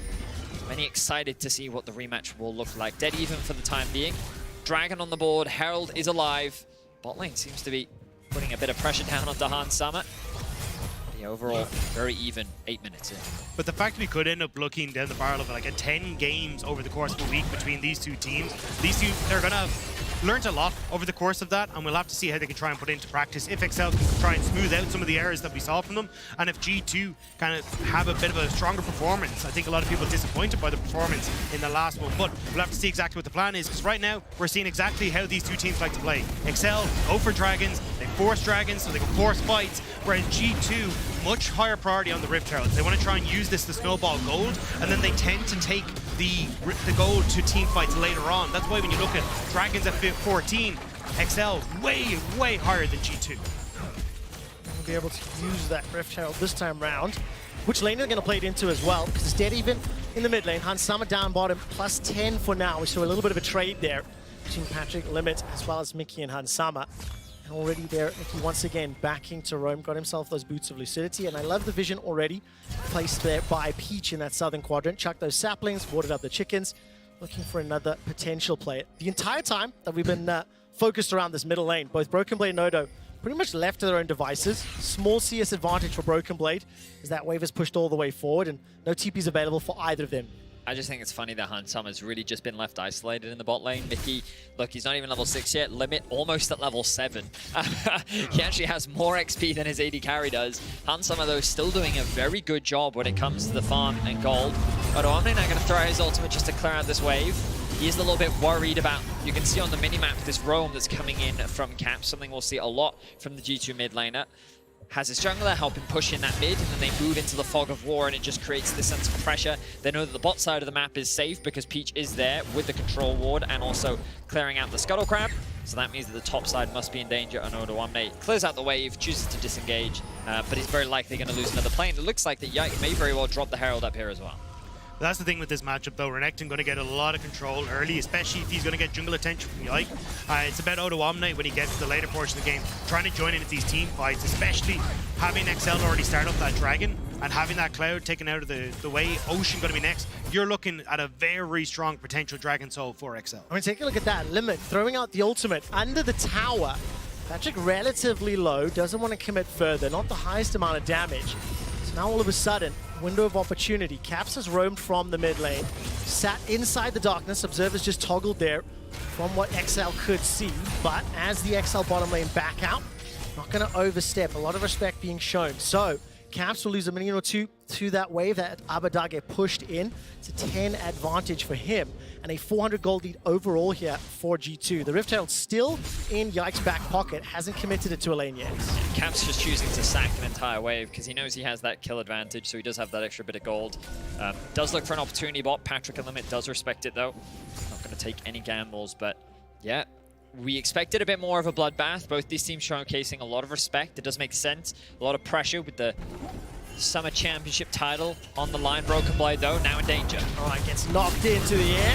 Held in place by Peach. Flash still available to him. The slice and the dice was used for a second or two. Damage in reply. Does he have enough to take out Odo? And the answer is no. Peach manages to secure the second kill for XL. The good bounce back from Broken Blade, and all of a sudden G2 trying to set up either a dive into Abba or just for the plates. The prison connects, the crash down from Mickey, and an immediate reply. Here comes Patrick. Peach throws down the Nature's Grasp. Long range engage. Mickey, the first target, rooted up, held in place, will be taken down by Patrick. The tower stands as well as the rest of G2 running for their lives. May not be over yet, though. Caps forces the flash from Peach with that charm as XL, they manage to fight back and get an extra kill for themselves. Yeah, I'm impressed with how well XL are keeping up with the cross-map play that G2 made. You know, you commit 3 members towards top lane. G2 immediately says, you know what? We're going to attack mid. They made that dive look seamless as Abadage loses his life, but then immediately in the rotation from top into mid, they find themselves another kill. So XL maintaining the lead where they can. And the only thing that G2 can do is drop the Herald bot, see if they can get Hansam a little bit more gold, but Patrick's still a little bit ahead for now. Such a tense start to the game. Respect being shown, but also a penchant towards this middle lane. I think we've seen so many members roaming and trying to either cover or set up those plays. It's currently Caps 2 kills to his name, and I think that's a good idea into Abadage's Jace, who has been instrumental for his team's wins. The thing is, though, although we saw XL matching well, the gold in the grand scheme of things is fairly even because the plates he got on bot side. As you look towards this dragon, though, all those summoner spells were burnt by XL. Flash on Odo, Flash on Peach, Flash on Limit. That's where G2 didn't actually invest those summoner spells, so now they can try and use them on bot side. Next flash available. Mickey's going to step forward, side steps the Winter's Bite. A lot of wards invested from G2 onto that right-hand side of the map, so you know, maybe encourage them to step forward. 14 seconds for the dragon is up. Let's take a look. Level 11 for Odo. Teleport's available there for Abba, but he's already in that middle lane. Top laners cannot join. They try to rush this one down. I mean, Mickey's looking for the hunt. Here comes the TP from Caps. Patrick running for his life. Flashing cleanse needed. If he gets caught out, no Feather Storm either. Yike steps forward, Arctic Assault, 8 seconds before the prison is available to him. Caps goes in, here comes Abba, brings the hammer down, but Hansam is on the board. Got himself 1, got himself 2, and Abba's forced to flash for his life as Caps chases with a third and final Spirit Rush, looking for that charm, connects, and the kill is secured once more by Caps. Beautiful punish from G2, that's what I was talking about. No summoner spells for XL, and they target Limit on the bot lane. Great TP from Caps, great execution, and G2 get the second dragon. You could see it in the ward placements, G2 littering them around the river, managing to corral XL, getting themselves the kills, getting themselves the dragon. Now Peach, has he overstepped, held into place, charm blocked down. And that was very unfortunate pathing. Another kill in the hands of Hansama. I mean, the setup was good, but they also just, look at how in the face of XL this is. They know that there's no summoners here, and so right in front of them, they just commit the TP. Yike knows that he has everything that he needs to lock them down. Hansama commits the ultimate flash in from Yike, and look at this charm from Caps. He's going to go around the shield, connect the charm onto Patrick, then the ultimate will come out from Mickey. Chains is seeing the bot lane, and they say, you know what, Abadage, you've overstepped your bounds. Caps' charm is back up in a second. Let me just land this one and put Caps on a killing spree. And I love how willing Caps is to drop waves mid to make these plays happen. He's the one that's trying to garner control of this bot lane for G2, and that play has cemented it there. XL, though, quicker back out of the map, will move over towards this Rift Tower to pick it up for themselves. May look to just use it immediately with very few members of G2 on this top side. And it is crucial. They're down 2,000 gold for now. I think more importantly, 303 for Caps Azari, 301 for Hansama on that Kai'Sa. Tower secured in the bottom lane as well. Take a look here, no real numbers in the top lane. Mickey making his way potentially to help out Broken Blade, as the Rift Herald was dropped instantly, as you mentioned, Dagda.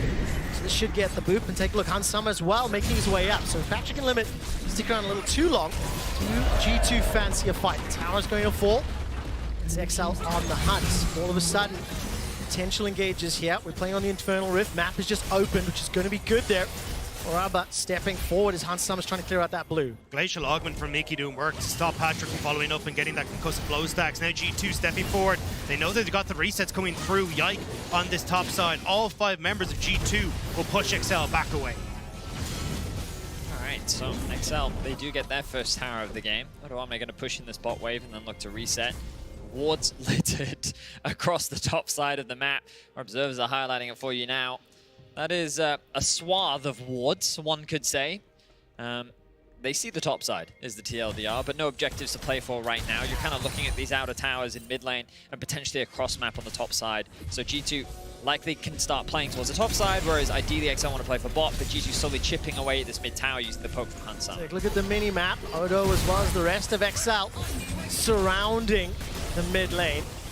Applying pressure. I wondered whether or not they're going to commit those engages. All of a sudden, a juicy target is presented. Caps, somewhat overextended, not a lot of vision to work with.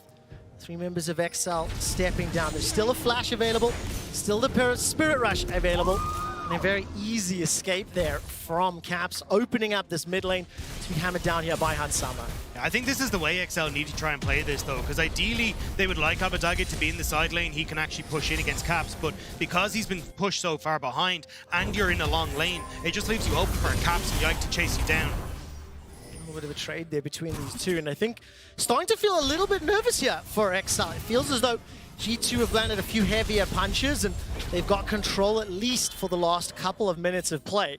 Stepping into XL's jungle, placing some wards. We're 1 minute and 40 seconds from the next dragon. It's already starting to set up for that objective. I mean, G2 are just controlling all 3 lanes. I mean, they are just controlling all 3 lanes, is what I wanted to say. They're keeping the push in top with Broken Blade, knowing that he can win out on the 1v1 matchup. They're getting Caps early into the bot lane so that he can get that push. And as you highlighted, Dagda, Abadage being kind of forced into staying mid means that he can't match anyone in a side lane. So that means that G2 have easy access on what on a tower that ideally XL would love to be playing for, but because they can never get this mid prio, it's harder for them to move that vision in and start playing for that objective. And that's the thing, G2 are just reading these over-rotations from XL because they can't play off of Abadage. They're like, well, we need more members down on this side in case G2 show up. But the second they do that, well, Hans can easily push you in mid-wave and then can start to set up for these tower objectives. That's now all 3 outer towers down, which means G2 start to slowly but surely push their own waves forward, get that vision control forward, and they can now start to play for a dragon that's in 50 seconds off of a massive power spike for Caps with 2 items now completed on the arrow. 1,500 gold up over his opposite number, plus 1,000 for Hansama. He will rejoin the rest of his squad, and the vision slowly being cleared out. There is still 1 G2 ward there just behind the blue buff being highlighted. Teleport available for Caps and Broken Blades. So again, you'll notice that they're keeping Caps in the spot lane to just keep that pressure in. They keep 3 members mid to keep the push. Whereas right now, all XL care about is controlling the river. They've got full vision. If we could observers see what... perfect. You can see how XL are kind of creating this darkness, forcing G2 to face check into them. But Yike is not going to be afraid of this. Mickey? Ooh, doesn't get engaged on further. But that's exactly what XL is looking for. That pick, that overextension. Mickey, even though he is a tank, he is still squishy enough in the early game that XL can punish it. And I like that XL are dropping this bot wave. They know that they need to try and get this poke down with Abadage, try and control these choke points, because as you're trying to enter, Auto Omni ult, Peach ult, everything that you need is going to be a case of controlling it, but now that line is broken. Teleport from Broken Blade. Will be forced to run for now, but on the back end, Hansam engages onto Odo. For the Forge Guard, not even viable, not even useful. Kill secured by Caps, turning their attention over to Limit. Broken Blade finally run down by the members of XL, but the Spirit Rush forward. Charm sidestep, but the Arctic Assault is not. It's a triple, it's a quadra, it's G2 destroying XL as Caps now turns his attention over to Abadage, looking for that ace, looking for that 5th and final kill, and it is secured by Hansama. It's a clean ace from G2. Broken Blade draws all eyes to him, and Mickey sneaks in onto Patrick in the back line. A beautiful play, and this is where you can see XL were trying to play for choke, but that ward behind him draws Broken Blade. But watch Mickey here, goes in, manages to get onto Patrick just as Patrick is trying to set up the damage that he needs, and then Patrick forced to flash away. He's out of the equation. Abadage is trying to deal with Broken Blade, and there's no damage left in this fight for XL. It's just a great flank, right? It splits apart XL. They want to be able to leverage that very powerful front line they have with Ornn, Maokai, Braum. But the second that TP flank came in, it completely broke the line from XL, and G2 found the angle. Beautiful play from Caps. Triple kill for him, double kill for Hansama, and just a one-sided team fight in favor of G2. That single ward that was placed a couple of minutes earlier, allowing G2 to manipulate XL, gives them now the 4,500 gold lead. Second tower secured. Big item advantages on their main carries. And this third tower now will fall in the top lane. But I think when you're looking at Caps, right, it really feels like he's on form today. Last time, game 2 against XL, probably the dodgiest Lucian performance I've seen in a while. Was not a pleasant experience, but now G2 firing all cylinders. Wow, they are leading the hell. This. Trying to pull XL towards them. Go down in that bottom lane. Teleport available to him, but the engage has already happened. The teleport's going to be too late as Patrick is shut down in his jungle. Limit to follow, and G2 running amok. Patrick doesn't get to play the game, and Caps is going to make sure of it. A double kill for the Renekton. His ulti is still called out. Odo goes back in. He's trying to find at least something back. Yike stays alive long enough to run into the corner and avoid all of the damage. XL are aced and get nothing in reply. Otto was hoping to find a kill, but not that one. Ends up giving G2 another ace. And as they now turn over towards the Baron, this is a massive performance from G2. The speed of their engage is what turned this. Before the teleport was even halfway completed, Patrick is shut down. That engage from Yike, the follow-up from Broken Blade. Perhaps I gave too much credit to Caps for cleaning up the fight, because it was really that top jungle duo that set up the whole play. A spectacular team fight once again from G2, and you can understand from this point, XL, they're just trying to get something back. They know that this game is pretty much done, but they can't even get that. Yike barely surviving on a slither of health. The charm coming in from Caps, the ultimate from Mickey, the ace from G2. When we come out of that replay, take a look at the scoreboard. 1-0-15 for Yike Sejuani, 100% kill participation. 6-0-10 for Caps on that, Ari. The exact same story. These two players have been tip of the spear here for G2 in game 1. They've got a gigantic lead now. Baron-empowered minions being ushered in both the middle and bottom lanes. Yike is stepping just out of vision. He's got that Glacial Prison available to him. He's from the wave clear side. Try use that long-range poke. Look at the middle lane, though. Caps is applying pressure. He's got that TP available to him. So for XL, it was already difficult trying to fend off the aggression. Now it is amplified tenfold. It's also the fact that G2 are so incredibly mobile at the moment. Infernal Rift means that you get to move about very easily between bot and mid. Also now, Caps having that ultimate available, he can hop over walls. So XL are completely abandoning mid lane in favor of the spot side turret. That's not the way you want to play this, lads. What's the question? Where's the call? Engage, is it going to happen? XL still dilly-dallying in the bottom lane. Finally, a couple of numbers trying to catch up to Caps. Glacial Blizzard connects the charm as well. Goodbye, Abadage. 5 versus 4 now. G2 still got that Baron, and now they're in an even more dire situation. Yike, PC need to be checked, man. That is not normal. He is just connecting every single ultimate onto Abadage's face, and now they found Peach. Let's engage from Nature's Grasp, and on ultimate, trying to be backed up by Braum, but is not finding the targets. There's no damage from Abadage, and Patrick is taken down once more. A couple more kills landed in Hans Summer's back pockets as Odo's running for his life. 4 members of G2 taking him out inside the base. And at 24 minutes with 21 kills, it has been domination for G2. Are they going to go for it? Abadage's just respawned. No, Caps misses it. By the charm, the Nexus turret, the first has about fallen. Number 2 is being focused by the minions, and Abba is currently drawing members of G2. The Nexus turret will fall. The Nexus will be the next target. And G2 Esports dominate Game 1 in the Summer Split Finals. G2 showing that the acronym for mid-jungle is G2, because that was an incredible performance from Yike and Caps. Absolutely taking over from that mid lane and then using that presence from Caps to constantly play around bot side, make sure they're getting this lead and just dominate the entire way through. So typically we've seen this Lucian answer in the mid lane into the Jace, and one of the things I think that we've seen from this Ahri is just you have so much more wave clear when you move out into a side. Obviously we've been seeing a lot from VTO, and I wonder if Caps has taken an element out of his playbook in terms of how much control, because the playmaking that you have, the amount of gank setups we saw, the side lane pressure he was creating, that mid jungle was spectacular this Gentlemen, we do have to go to an ad break. There's a lot of questions to answer. We'll find it out on the other side. For now, though, G2 strike first in the Summer Split Finals.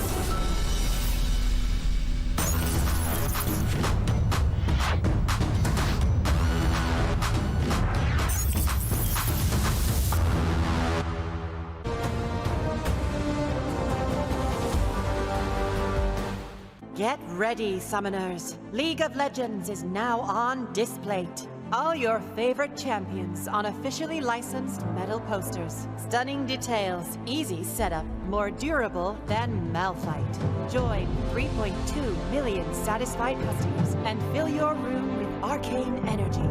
Order now at displate.com.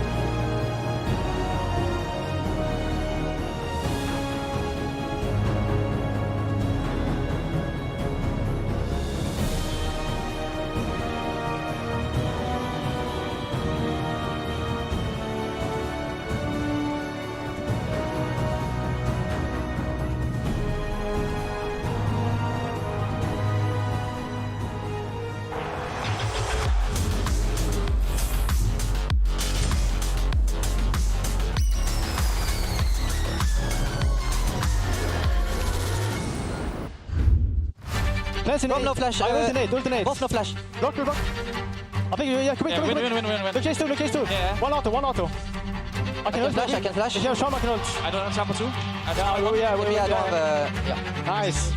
Nice, let's go. Core of the Forge Guard not even viable, not even useful. Kill secured by Caps, turning their attention over to Limit. Broken Blade finally run down by the members of XL, but the Spirit Rush forward. Charm sidestep, but the Arctic Assault is not. It's a triple. I'm flashing him, look. Okay, go ahead. Oh no. Go ahead. Good try. And welcome back from that break, where we will be breaking down two of the drafts that we've seen in this large series of XL versus G2. The reason why I'm saying that is because we of course saw them go all the way to Game 5 last time, and this finals of course is almost an extension of that series. It is a clean slate with the bans coming through, so K-Drill and I wanted to take a look at the differences as we've seen between G2 and XL. It's game 6 basically right now, really, Yeah. isn't it? Across the course of the couple of weeks. So yeah, we can see this last game 5 draft here from XL on red side, and I think the good adaptation that they actually went for was the idea of going for this Braum here to deny the Kog'Maw Braum on 2-3 from G2. Interesting though, on the 4-5 in that game 5, they actually banned away the Ashe. They didn't cover off the Kog'Maw. Now this will help them as the series goes on, but I do feel like that's a blunder that they need to be careful for if they choose red side again. I think what's really interesting as well, in that series, these two picks, or bans rather, specifically by G2 and XL was permanently banned, whereas now as you only see one of them, so the adaptation continues between the two teams. And in essence, this has also opened up for more OP picks coming through. We see it as well with the rotations from a Maokai and Jace. What was your take on the first 3 picks coming through in this one? It's interesting, right? So if you look at this draft already from the game 1 that we've seen, we've got a lot of power picks. Rel, Kai'Sa, Ahri for G2. On the side of XL, Maokai, Jace, Xayah. I think both those 3 openers are pretty strong, and I think both can lead to pretty good drafts. The thing where I think XL, I don't want to say blundered, because I still think their 5-man composition is good. I think min-max that they might be talking about backstage now, I think they did choose red side again, so something similar might happen. Yeah, is the 4-5. I'm a bit confused with the 2 bans here, Jax, Trundle. Now, the reason I'm confused is they have to blind pick top here, because obviously they're going to pick support on 4. With Rakan down, blind picking Braum makes the most sense, because they're playing Rel Flex, right? You need to play Braum into a melee support. You could have gone for something like the Alistar, but they banned that on 1-2-3, which I think is so important.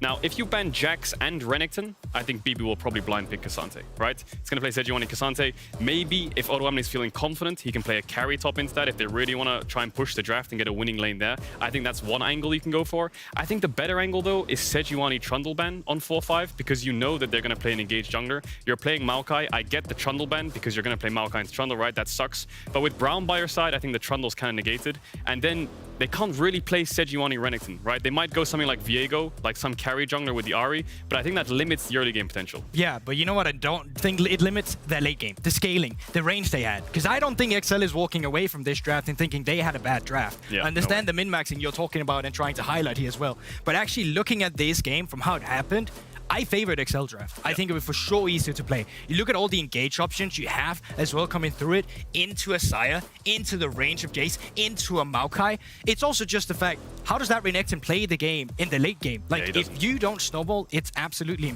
impossible. But G2 still walked away with it. Yeah, I just think Ahri is such a mid-game heavy champion, especially Rel as well. And if you give her more mid-game to play around, you think of past Ahri with Ahri Vi, Ahri Wukong, Ahri Sejuani Renekton, that top side 3v3 is really strong early to mid transition. Now it'll fall off if they don't snowball, but G2's a very snowball heavy team.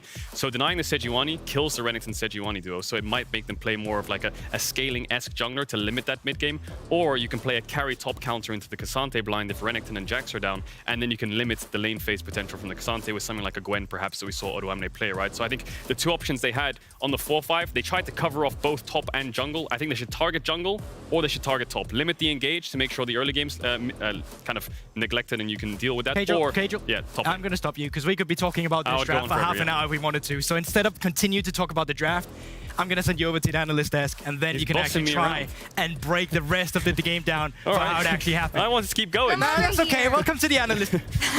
Wait, I think he just tricked you into doing the desk and now he gets to go chill. Oh yeah, he only has to do a couple of minutes work and he's gone. Oh my god, now I'm Look at him go. Next time you're coming over. But I think it was an interesting and necessary breakdown, as we said, longer series here against G2. I mean, between G2 and XL. As you guys said, they had a good draft though, XL, when you look at it. But as I've been saying a lot during these playoffs, I feel like when the jungle mid is not going to be successful with the tools they had here, it's really hard to bounce back on their feet. And for me, that was one of the main issues with Caps absolutely smashing it once again. Yeah, I would say like one of the things that G2 got for themselves is the ability to play through all three lanes. I think they sort of gave up on top lane when the Ornn came in. They're like, we can focus more on mid, and then using Caps to get into bot lane. And they did that really successfully. Like Yike was living in the top side jungle consistently, walking in. Caps was helping him farm it away. Then they're setting up this dive after Excel just overloaded top side, showing both jungle and support going for the game. I think this was a bit of a blunder from Excel. Jungle support from Excel came from base, ran out towards the top side. They didn't cover mid when Abe was calling for resources. They got there late. Patrick used his ultimate mid to try and kill Mickey. They got him, but his ult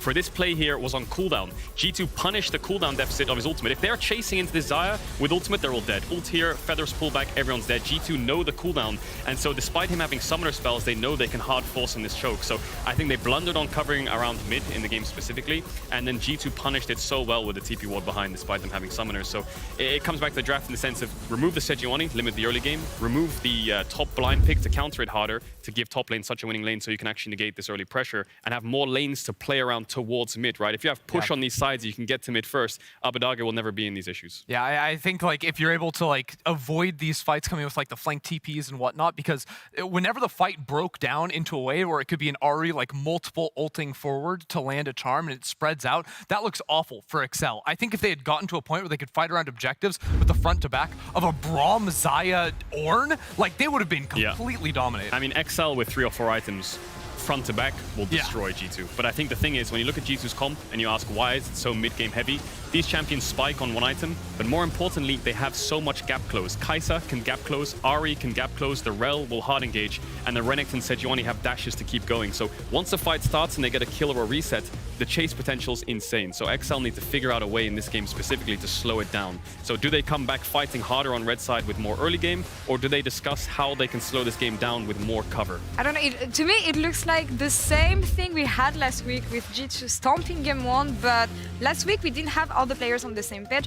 Caps especially was underperforming, which it does not look like it's going to be the case today, looking at this first Ahri game. Yeah, I think he got up to 25 stacks on the Mejais by the end of it. So definitely looking good on that today. To sort of address how you change the early game, I don't think they necessarily need to like look to heavy fight. Like I think Excel's bread and butter throughout the entire season has been scaling options, but they can't allow Caps to get away free like he did in this game. Like the amount of attention Yike put around mid lane to help Caps get into this spot. The second Caps as an edge, Caps is multiple times running down to bot lane. That was the difference maker. It was. They were able to force plays on windows where Excel either needed to cover or give up, and going down a couple thousand gold is fine, to be honest. I mean, you can see in the damage numbers, Excel are putting up a fight in terms of damage, but that's Jace Maokai, right? Jace Maokai wants to poke, slow down, and if you engage into Xayah, Braum, Ornn, you're just never escaping that, right? So Excel's draft, I think overall pretty strong. The way they played it can be altered for sure in slowing the game down, but massive props to G2. G2 will always do this. They'll force on every window they can, bot lane to mid, mid to bot. It's always this 3-man core of mid jungle support that tries to find angles on either of those lanes. And that's what I think the miss was for Excel, is they kept trying to overload side lanes off of reset. You saw it with the top lane gank, where they get the kill, then move mid, maybe a little bit slow to the play. Then they try to catch out Caps in the bot lane, sending 4 players down, lose all pressure in mid, and then in the window after that, G2 are walking into the enemy jungle, setting up for plays, setting up for dives. So yeah, looking to attack mid lane first and then look to the sides. They had the tools to do it last week. Can they do it again this time around? So far, G2 comes first in this finals of summer. Let's send it to the casters for game 2. Thank you so much, Law. Let's take a look at what XL do differently in game 2, because the word that is like on the tip of my tongue is it felt to me like XL were a little bit timid, maybe a little bit afraid in some ways.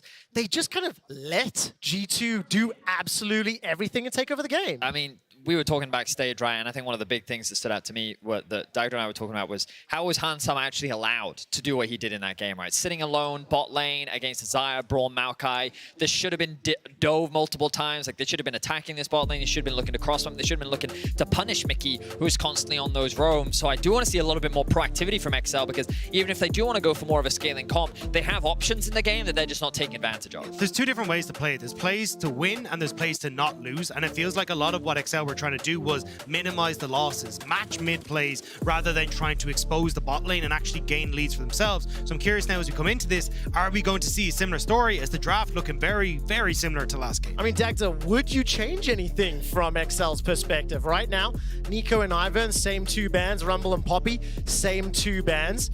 Is it draft? Was it execution? I really think it was execution. I think you got everything you could possibly hope for here as XL. Like, good ability to play around objectives, bot lane you can try and play around. And I mean, look, the fact that you end up having mid lane snowball into bot lane was just super unfortunate. So play a little bit safer in mid, actually find ways to punish Mickey if he's going to consistently roam the way he did, and then try and lean into it. But we are going to have a bit of a different call, as Tristana is actually going to change up for the LeBlanc instead. So now the fight becomes Rel or Maokai, and of course G2 is going to take that Rel every single time. This means that XL will be able to get their hands on the Maokai Jace once again, but G2 have proven that they're more than happy to take this trade, so why would they not just go for the Kai'Sa Ahri? Oh no, never mind. The LeBlanc now coming in for XL. Abadage going back to that pick. Game 1 yesterday, he had a fantastic performance, but when he did try to bring it out again against Fnatic, it didn't quite work out in Game 3. So what is G2's response now? You imagine the Kai'Sa will come out on the bot side of the map, but how will Caps look to respond in the mid lane?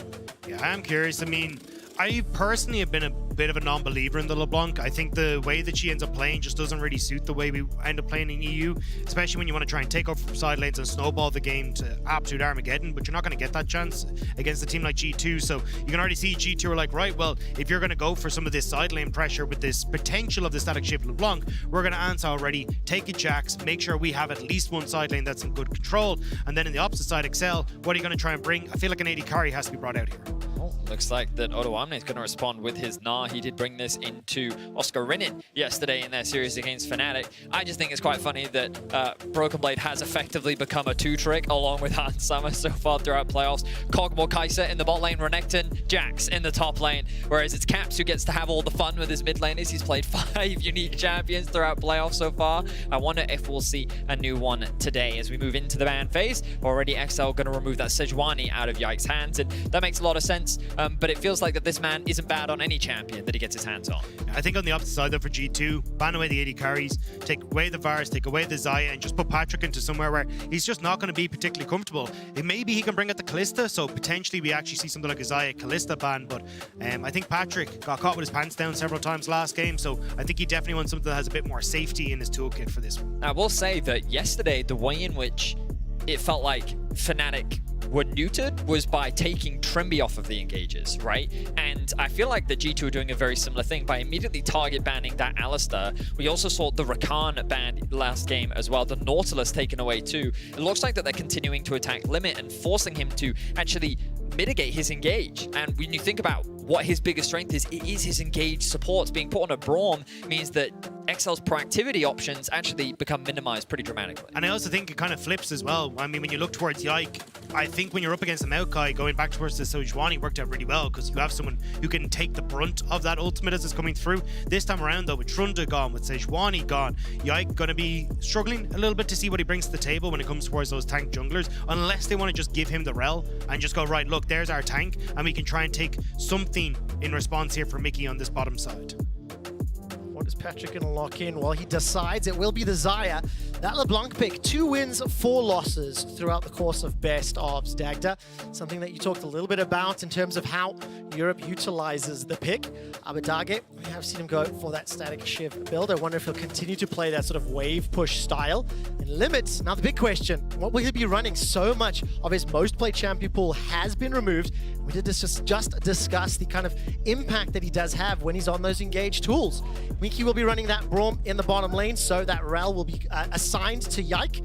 Now we can figure out what Caps will be running here for his mid lane pick. Yeah, I think again, as Vedi was saying, just taking away the opportunity for Limit to really have that big opportunity in the bot side. You've gotten the Braum now. I mean, Rakan, Nautilus, Alistar, all taken off the board. Wait a minute. But is it the Kai'Sa mid? It's the Kai'Sa mid. We're going to get to see another champion that we haven't seen in the hands of Caps. You asked that question at the beginning of the series. Can this man play it in the mid lane? It looks like that he's going to do just that. And shout out to Goberg, who was the one who brought it up. Like, Caps hasn't really been playing it in solo queue, hasn't brought it out on Thrift, but this will be the first time now we really get to see that pick. Or is it Kog'Maw AP mid? I'm going to assume it's going to be that Kai'Sa. It will be the 3rd time ever that Caps has played it, and the response is going to be the Pike. Okay, let's zoom out. We're going to to assume that Kai'Sa is going into Capsa's hands. And of course, with Limit running the Pike, it kind of ticks some of those boxes that we were talking about. We like him on the front foot. We like him to engage. I didn't quite expect him to pick the champion that ends all of the fights. What do you make of this? Yeah, I think if you're XL, it's like, we better be going to game 3 by 8 o'clock. Otherwise, it's not going to be a pretty sight, because the scaling that you have here on G2 side is absolutely absurd. Whereas when you look at Static Ship LeBlanc, you look at Pike, even the Gnar to a certain extent as well, although Odo had a phenomenal performance on it yesterday, you're just running out of steam by the time you kind of hit the 25 to 30 minute mark. So this is a game where it is snowball to all hell, or you're going to lose out quick. For Limit, this is his second ever Pike game. The previous one did not go well. It was a loss.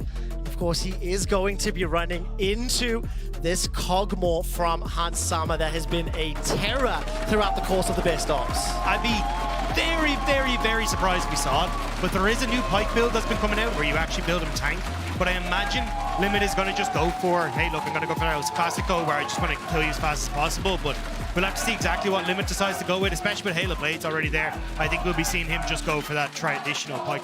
Well, XL Esports, you need to play faster to make this work. Let's hit the rift for game 2.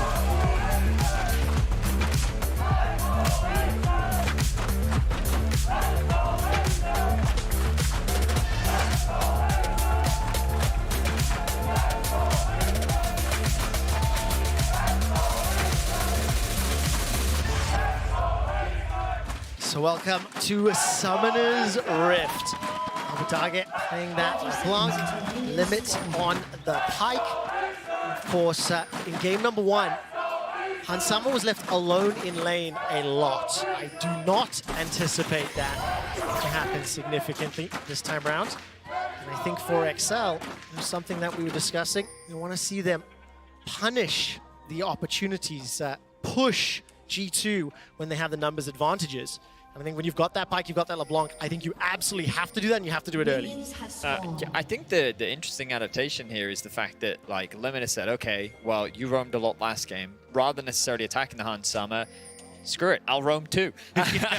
I'll just match you in the 2v2s, the 3v3s, and I think that with LeBlanc Pike, I should be able to win out. So XL trying to match Mickey in terms of his impact across the map. Obviously on Braum it is a little bit harder, but don't be confused, Mickey will roam on Braum and he will find a way to make those ganks happen.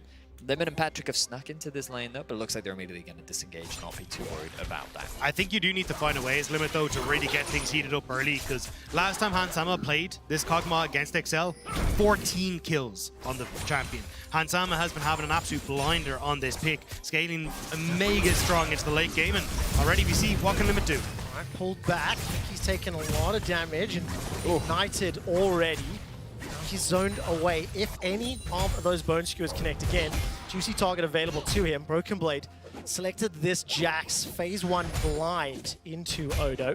So see whether or not he can take control of the lane. Of course, with regards to XL once again, his Limit landing that Bone Skewer, both level 2. There's not a lot of kill threat just yet. But it was the fact that in this bottom lane, the movement from Mickey across the rift kind of unlocked G2's control, allowed them to suffocate XL in game number 1. Just laughing at the bot lane CS. Last time it was near perfect from Hans Sama during the first few waves, but this time there's been so much trading that they've actually dropped so much farm. Obviously not going to be too dramatic in terms of the overall impact, but Yike, he's cooking up an interesting path. He's trying to avoid being spotted by that wave. Level 2 for Odoamne will get the Mega, but I don't think that's a realistic dive. And for Yike, he's going to waste a lot of time. There's nothing for him to steal. He will drop a ward down. Limit connects the hook. We'll find a stun onto Hans. Does manage to land it onto Mickey. The Unbreakable, preventing some of that follow-up. Again, Limit just applying that pressure, consistently pushing G2 away. They're down. CS for now should be able to balance most of that with the wave. And as you mentioned, Vedius, Yike, no real opportunities. He did manage to put a very deep ward just behind that red buff. Some information to garner from it. Peach is still on that clear, looking to pick up the Skull and Crab for now. I think this is where we're going to see Patrick trying to just operate by his lonesome. Resets, gets the cull, and this will open Limit now to actually start trying to roam, especially with where the wave is positioned now. Mid lane, you can see Peach, Limit, both in position here to see if they can get onto Caps, but I don't think there'll be particularly much yet. Serial Chains connects, the Bone Skewer does too. Caps below 200, Peach goes forward, first blood secured once again for XL. Never mind, they get the kill anyway. Great job from XL, and this is what we're talking about, getting Limit out of that lane and making things happen. Really nice kill. Just the execution was very, very clean here. They patiently set up the wave. Limit flies over all the chains connect. He doesn't flash the route, which means that it sets up Limit for the Q to connect, and the flash in for Peach at that point is far too late. Caps tries to hold his summoner spell for a little bit too long, and XL is able to draw first blood. Very nicely done. Of course, Caps was one of the hugely influential players in game number 1. Just a quick story time before any further action. 15 splits, he's made finals in 8 of them.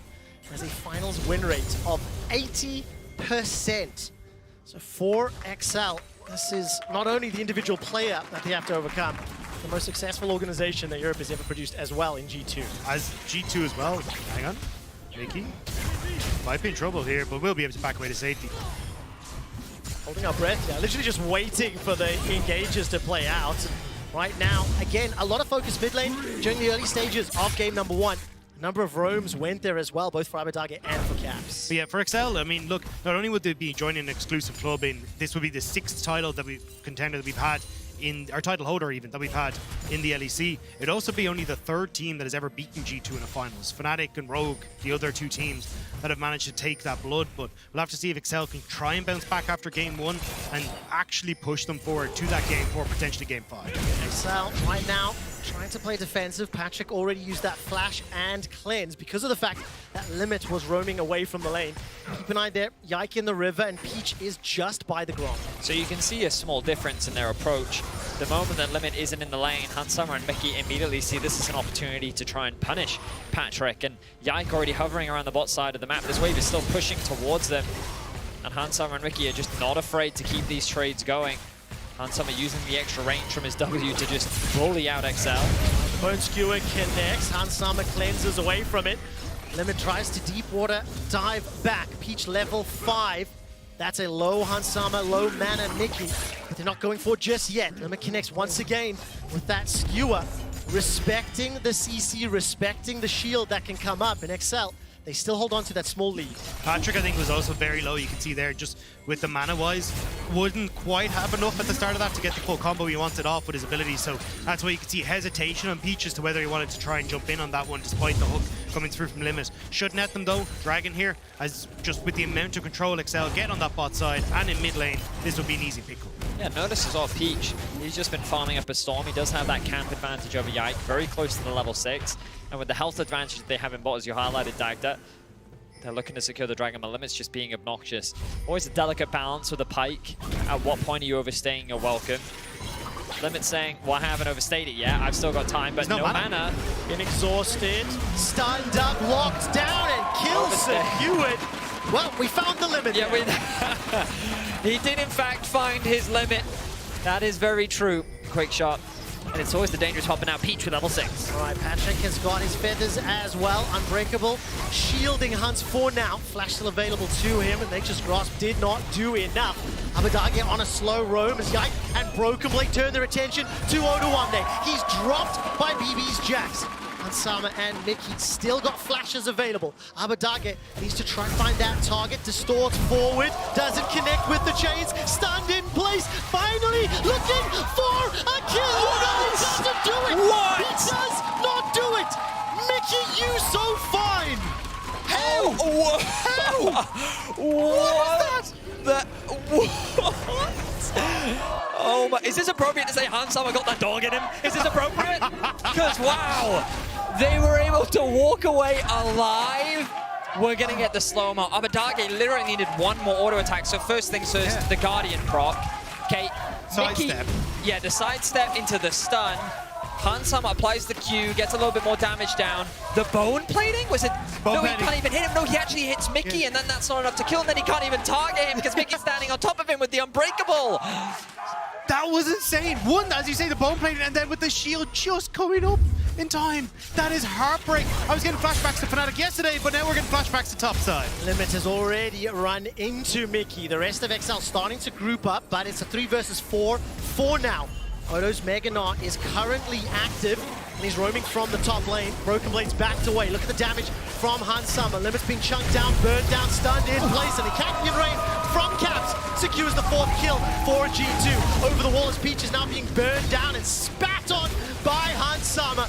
Like holds him in place and secures yet another for G2. This is supposed to be the late game team. G2 were supposed to go, nah lads, we're going to take it easy, take it respectful, and then we'll play for 3 items. And they're like, well, I have 3 minions. Does that count? And they're just going in anyway. I mean, this Braum pick has shown so much value already. Caps now toe-to-toe with Arba. Zabatagi coming away worse for wear. Distort's back once again. Chain's about to proc, and Arba's dashing out for his life. Killer Instinct not available for Caps. That shield not there. Oh, look, top lane. And we're going to have yet another engage. Limit's only level 5 for now. Broken Blade flashes away from the stun. Odoamne goes Mega, gets the Gnar, doesn't find the wall just yet. The crunch does, however, and here comes Yike. Kill not secured. No shot! No shot! How the hell do they keep doing this? The minions get away with their life once more. No, man. G2 cannot keep getting away with this. That should have been another kill for XL. And at this point, you just have to say it. G2 is just straight up outplaying XL. They are smurfing on them. I mean, there is no world where you should get away with this. Like Broken Blade, I mean, really nice job with the flash, right? Manages to get away from the undertow coming through from Limit. But at this stage, it was like, you're gone for, right? Odo managed to hit the Mega Gnar. He's out of the equation. You can't really do particularly much from this position. But just barely getting the kill here and the stun and just getting that knockback as well means that Limit can't get into position to finish that auto. I was scared for Limit here though, because if he didn't get that E over the wall, break vision, those autos from the minions would have killed him. The other crazy thing is, so the counter strike from Broken Blade also interrupted the Q that he was beginning to channel, so he had nothing. There was nothing that Limit could do to offer any extra damage. And then the second that he tried to get the Q up again, that's when the stun actually came through. So just a series of unfortunate events for Limit. He doesn't quite have that 6 yet. I expect him to be very, very close, but wow, 6 kills to 1 now.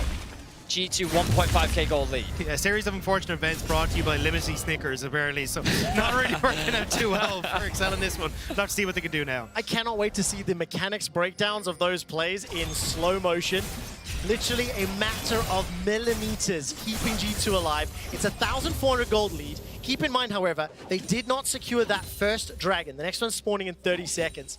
But for XL, you start to get a little bit anxious. A little bit nervous. Of course, because for them, in terms of the composition they're facing into, if they are not able to blow up their targets, the scaling in the front line is just going to be impossible to burn through. I can tell you right now, Quickshot, without a shadow of a doubt, my mother is very stressed looking at the score.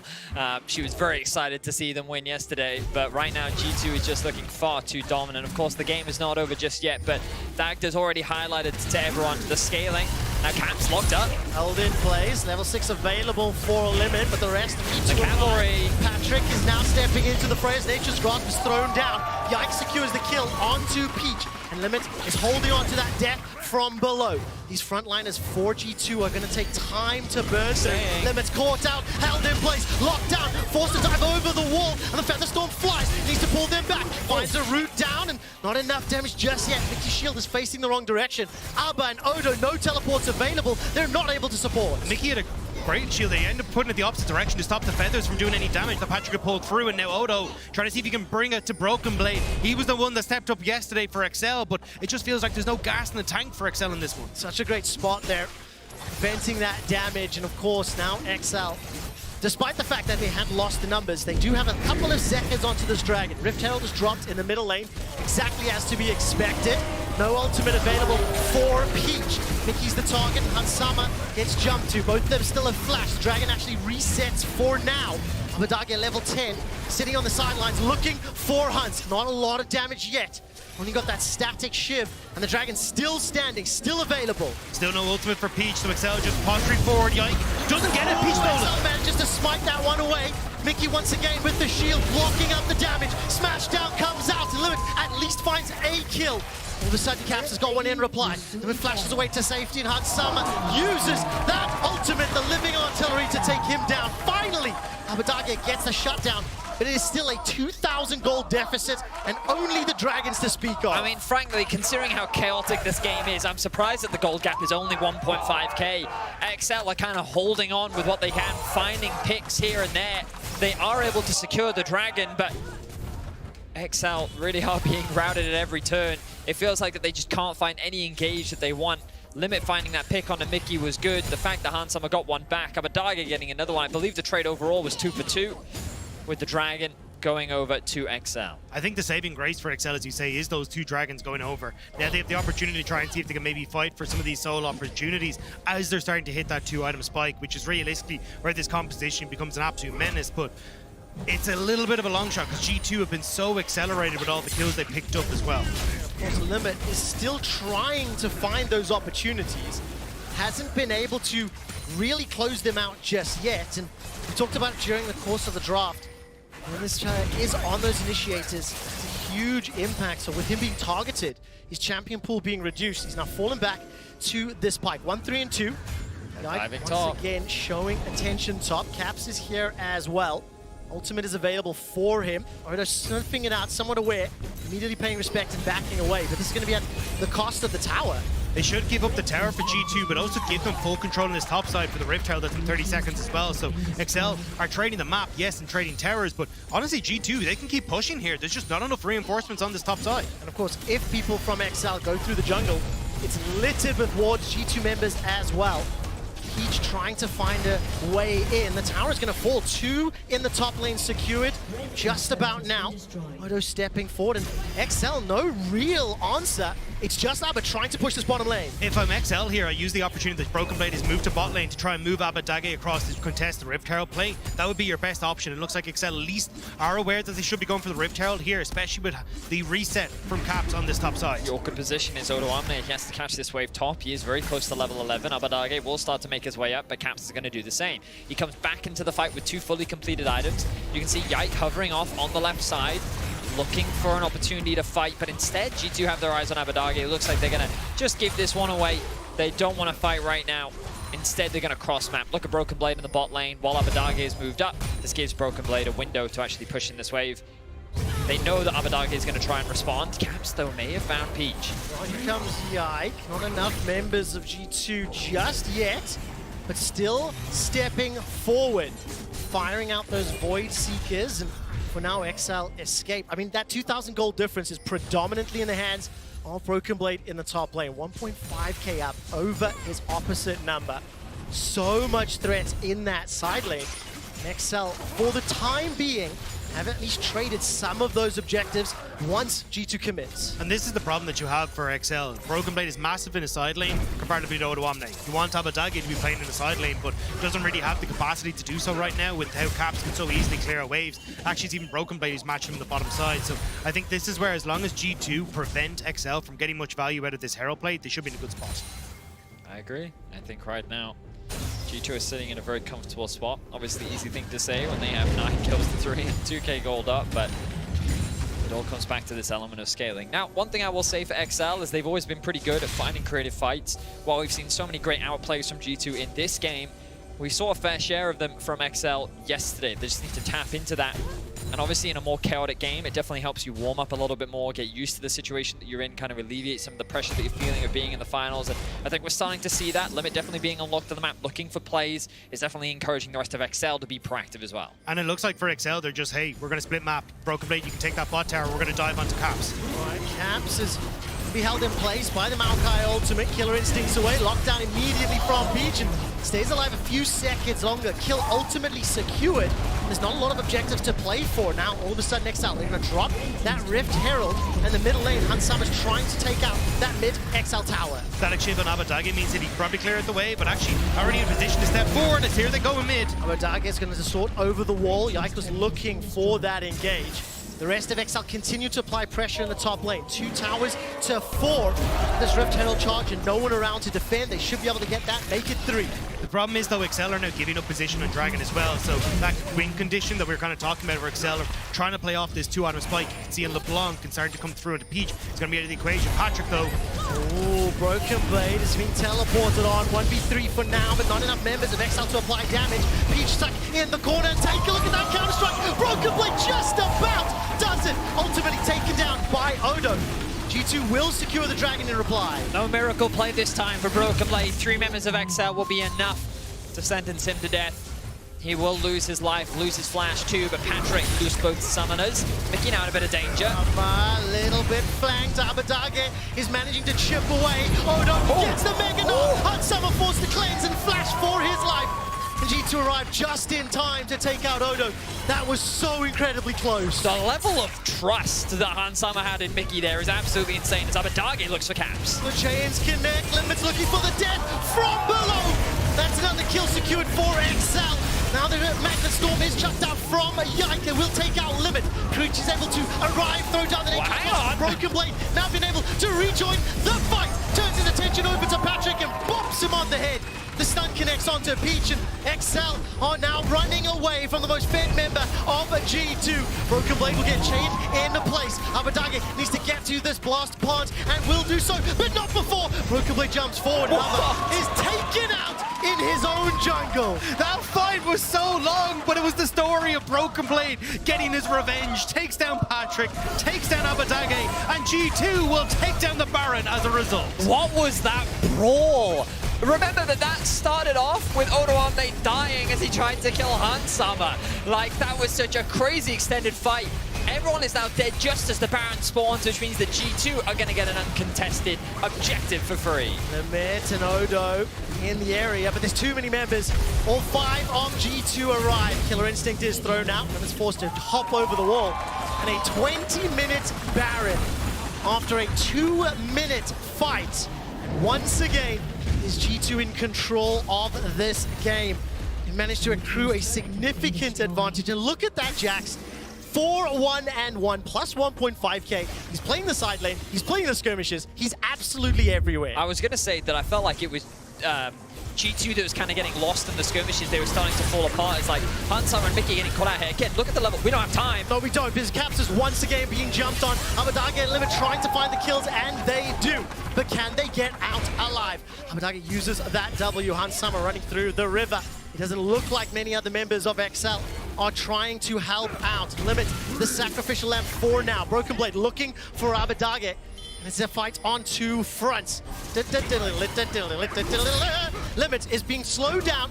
Will be stunned up by Braum in a moment, and this is supportal combat if ever I've seen it.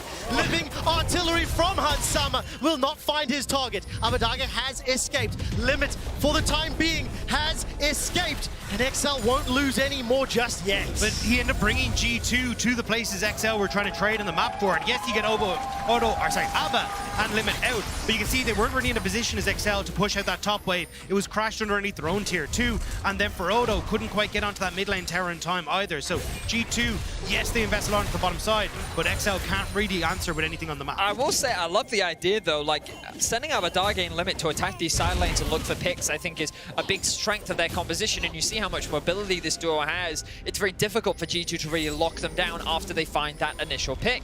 And to XL's credit, they pushed out top, they pushed out mid, and so it's just a lot of time wasted from G2's Baron. You can see they're actually at negative gold right now with only a minute left. Now they've got a wave stacking up bot. They're going to try and siege onto this tier 2 to reclaim some of that gold back. It's only a couple of 100 gold separating in total. Obviously, the compositional difference has to be factored in. XL still feeling there is opportunities. Maokai throws down that ultimate.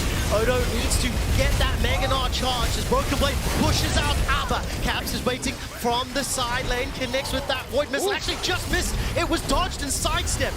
Like it goes back in, but simply doesn't have the damage. And XL, they are chunked out and forced away. But that was everything in the kitchen sink thrown by XL, and now you can see the G2 still come out with the prize. They will be able to get good resets off here, look for their second dragon, and look to keep XL contained on their own side of the map. It was a 5 versus 4, and G2 still walk away with the tower. This Braum adding so much value into the Maokai. Just weathering the storm, tanking all of that up. Man, the XL just couldn't find the engagement they wanted. So now we kind of take stock of the whole map situation. Obviously, the Baron is about to fall off. Not the greatest Baron power play we've ever seen. XL should be able to get this tower back, maybe not, as Broken Blade has something to say about it. Patrick has all of his summoners up. Ooh, forced a flash follow-up, pulled over the wall, but now it's all of a sudden G2 looking at Peach. Backup coming from Hansama and Mickey, and Broken Blade is on the hunt. Nobody can stand toe-to-toe. Dragon the now. fact that now Flash and Cleanse blown for Patrick. Dragon is spawned, G2 have control. They're pushing out that middle lane. Broken Blade looks to be pushing out bottom. I think XL need to try and fight for this mid priority and then immediately move up to meet Abbedagge in this top side. See if they can threaten the top inhibitor turret as this is going down.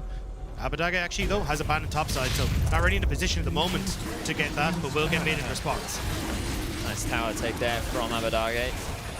Getting closer to level 15. 2 dragons now for G2. XL happy to concede that. Okay, game 2 definitely giving us an interesting situation. It feels like a game that G2 should be stomping, but XL have done a great job of just maintaining this goal difference between the two teams. Even after the Baron, XL have succeeded in slowing down. So I think we heard the analyst desk talking a lot about was how ideally they want to slow down the game a little bit more, but that was more towards if they wanted to go for these scaling compositions. And again, this is the thing that we come back to. Even though you've slowed the game down, you've kept the game relatively even with the great disparity in kills, are you confident in your ability to win out on these late game team fights when it's Hansama's Kog'Maw?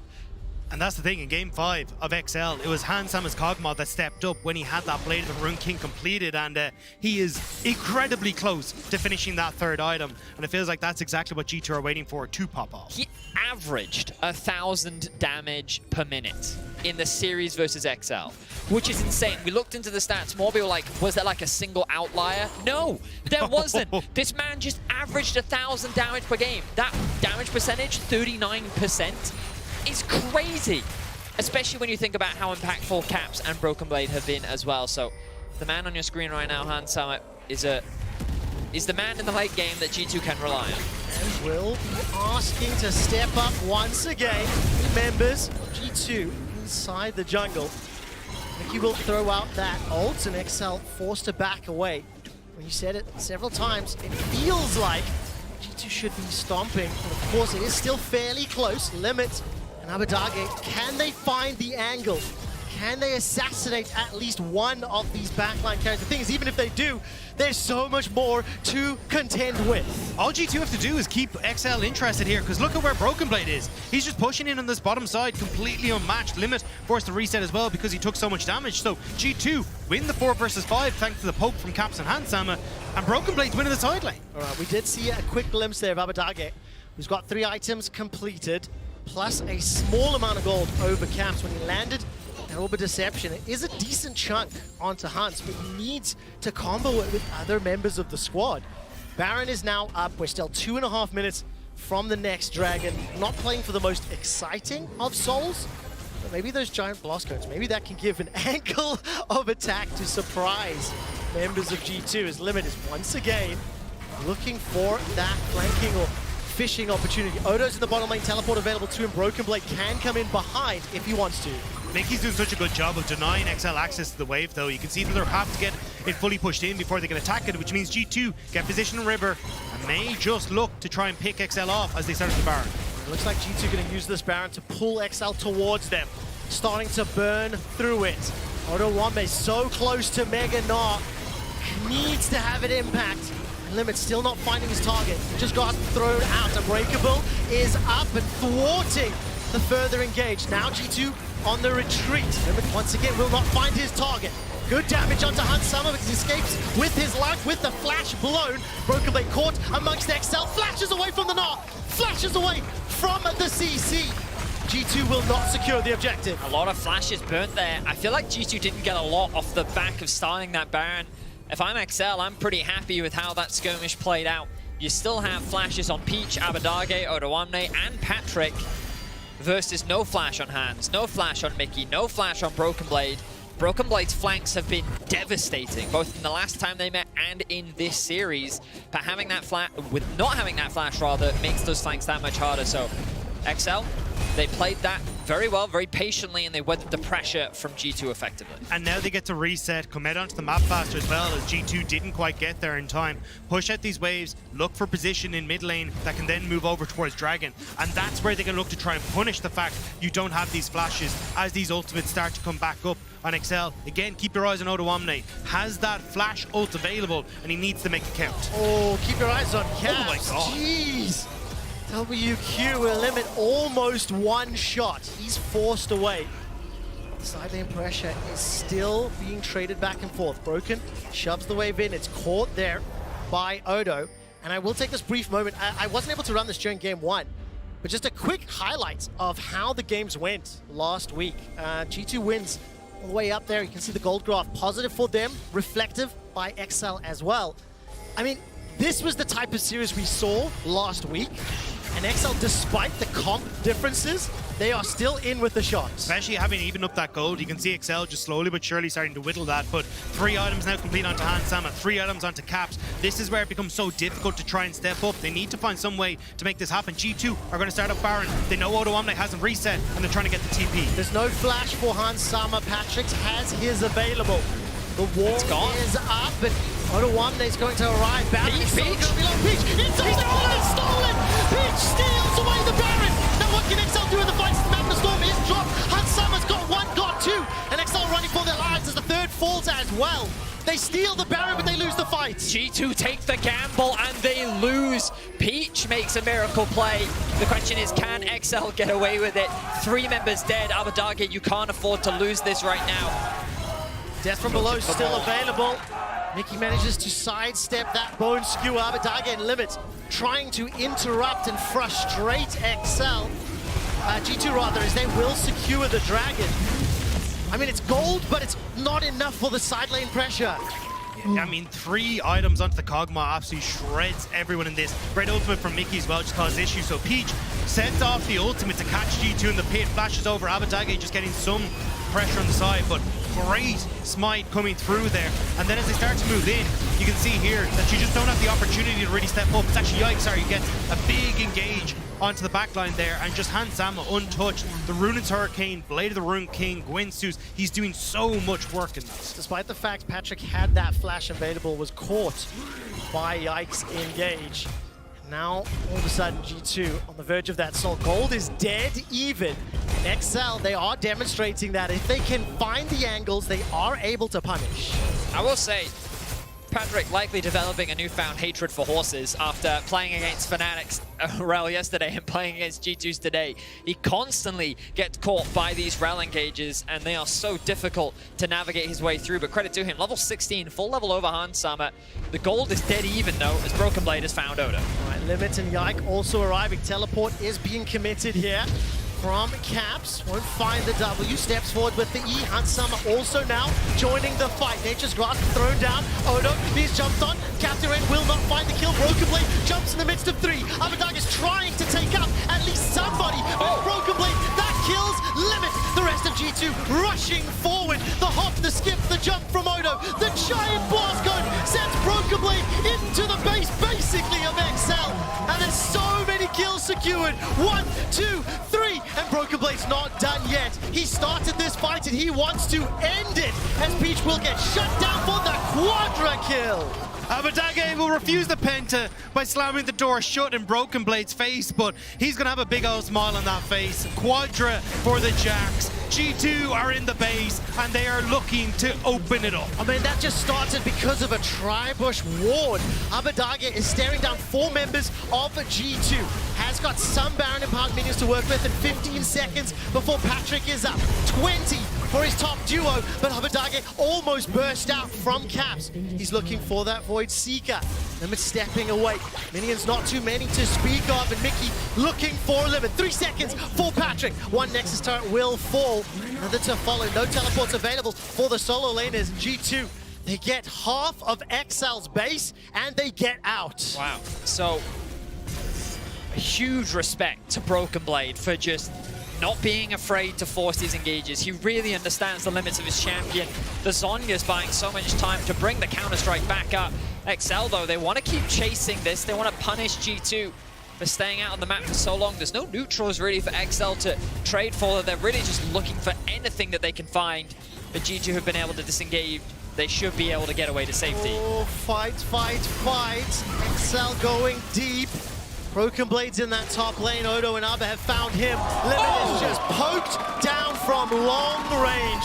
Broken Blade's able to escape with his life. Now all of a sudden, G2, they are on the hunt. Odo's got Meganar on the way, and XL finally able to group up. That blast cone will give them distance and space and time.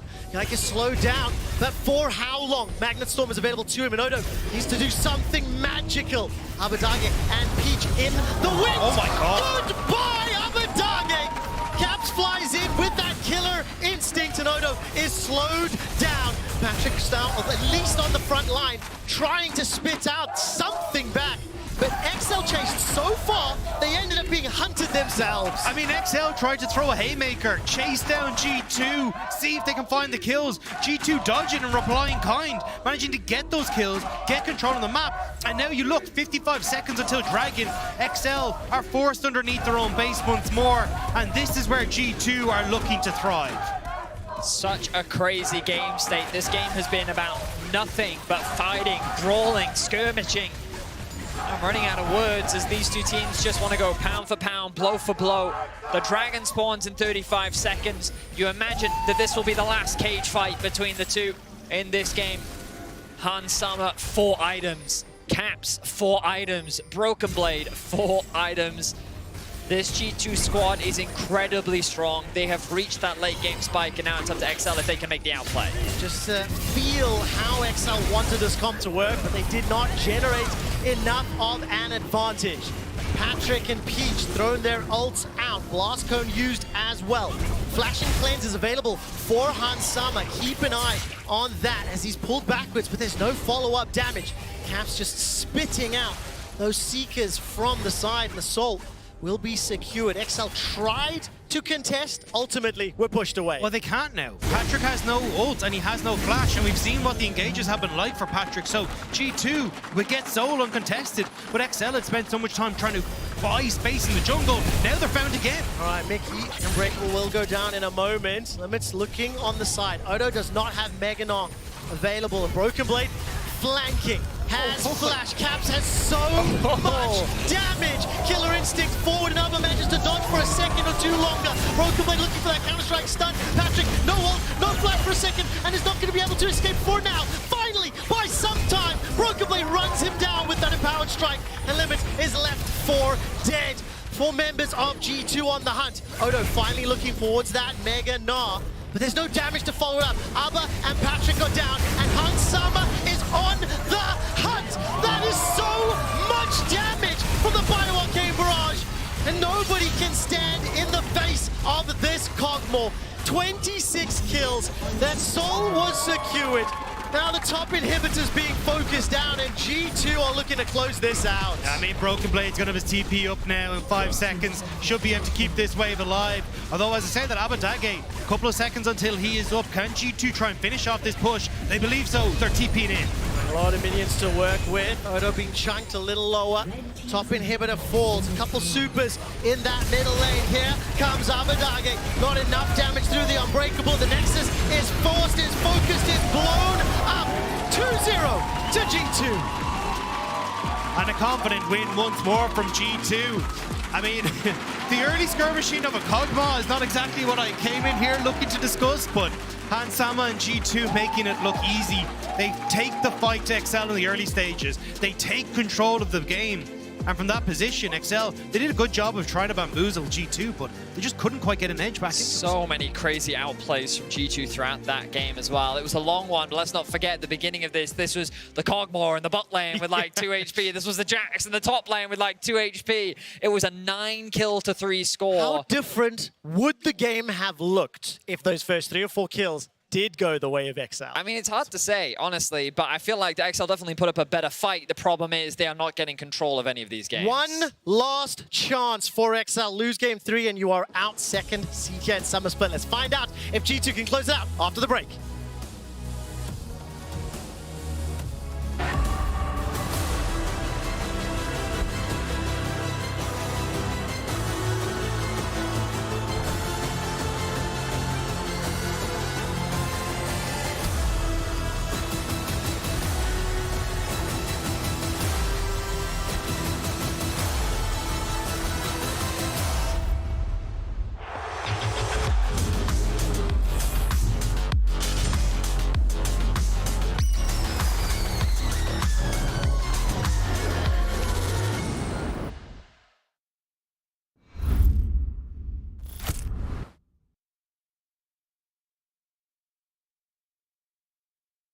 for you. Oh, now? In Okay. the green room, yeah. Okay, I'll go now.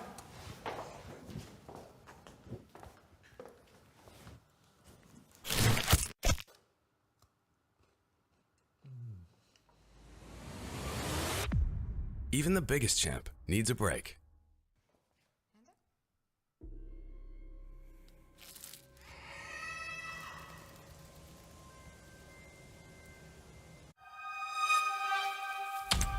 Each game is inspired by movement. The drive is to be one move ahead of everyone else. To be legendary.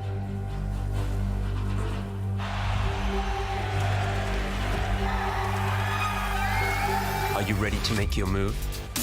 Make it legendary. Join Kia at the League of Legends EMEA Championship. Kia. Movement that inspires.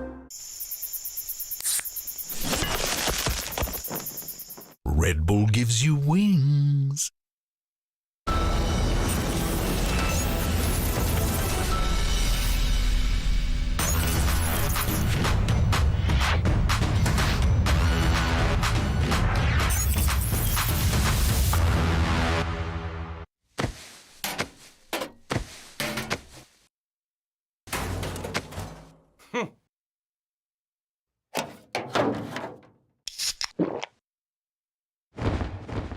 Red Bull gives you wings.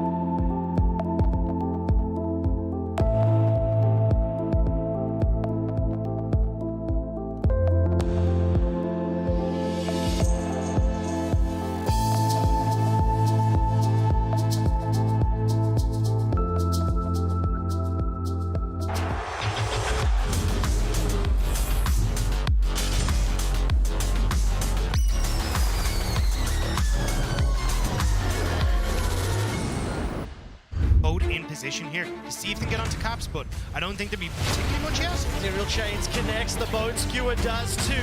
Caps below 200, Peach goes forward, first blood secured. And Sama and Mickey still got flashes available. Abadage needs to try find that target, distorts forward, doesn't connect with the Chains, stunned in place, finally looking for a kill. Oh, no, he doesn't do it! What? He does not do it! Mickey, you so fine! Lucky one. You're fine? Nice. Oh, You're he's winning, not on you, right? not on you. I'm running. Oh yeah, I'm running. Make order. Can we do that? Wait, he's running? Oh, he's running. Okay. What? Needs to do something magical. Abadage and Peach in the win. Oh my God. Goodbye, Abadage! G2 don't look like they can be stopped. Here in the LEC, they're currently up 2-0. Also, G2 goes in EMEA Game Changers are currently in their finals and also up 2-0, finishing their game at the exact same time. It's insane, but let's talk early game because this was the most heartbreaking calamity sequence I've ever seen from Excel. It looks decent at the start, right? They got a kill, so they're up 100 gold. I just hit the invisible button. They should be fine. Even the bot lane has to go for a reset. If you look at the jungle right now, they're taking Dragon. They're gonna maybe get a plate, deny some minions. It's all fine. But Limit has other ideas. Starts off, he sees Mickey and Han sort of down here underneath the turret, goes to the hook on Han, just trying to cancel some recalls, be annoying, keep them in lane so that this next wave can be shoved in and denied underneath the turret. And actually, he knows he's safe to do this because they have a sapling in the bot side jungle that tells them that Yike is going to be on the top side of the map, and they can really look to punish here. There's a slight problem though, and you'll notice that it's the mana bar. After using the Q, he no longer has E, and he thinks he's fine to go for it still because the Mickey Q was already sent out, but Mickey's auto attacks still apply to passive, so now Limit has nowhere to go. You're stacking up the Braum passive, he's stunned, he dies. Bad news, for sure, but still, it's fine, right? Because this dude, level 6 Maokai, is coming with a giant ult that's gonna kill these players underneath the tower. They're gonna dive, they're gonna get 2 kills for it, it's fine. Except, Patrick picks up aggro here. Crazily walks right into the little bit of the range and ends up taking 2 turret shots before he can pull it off. Didn't even realize, actually, sorry, he picks it up here again.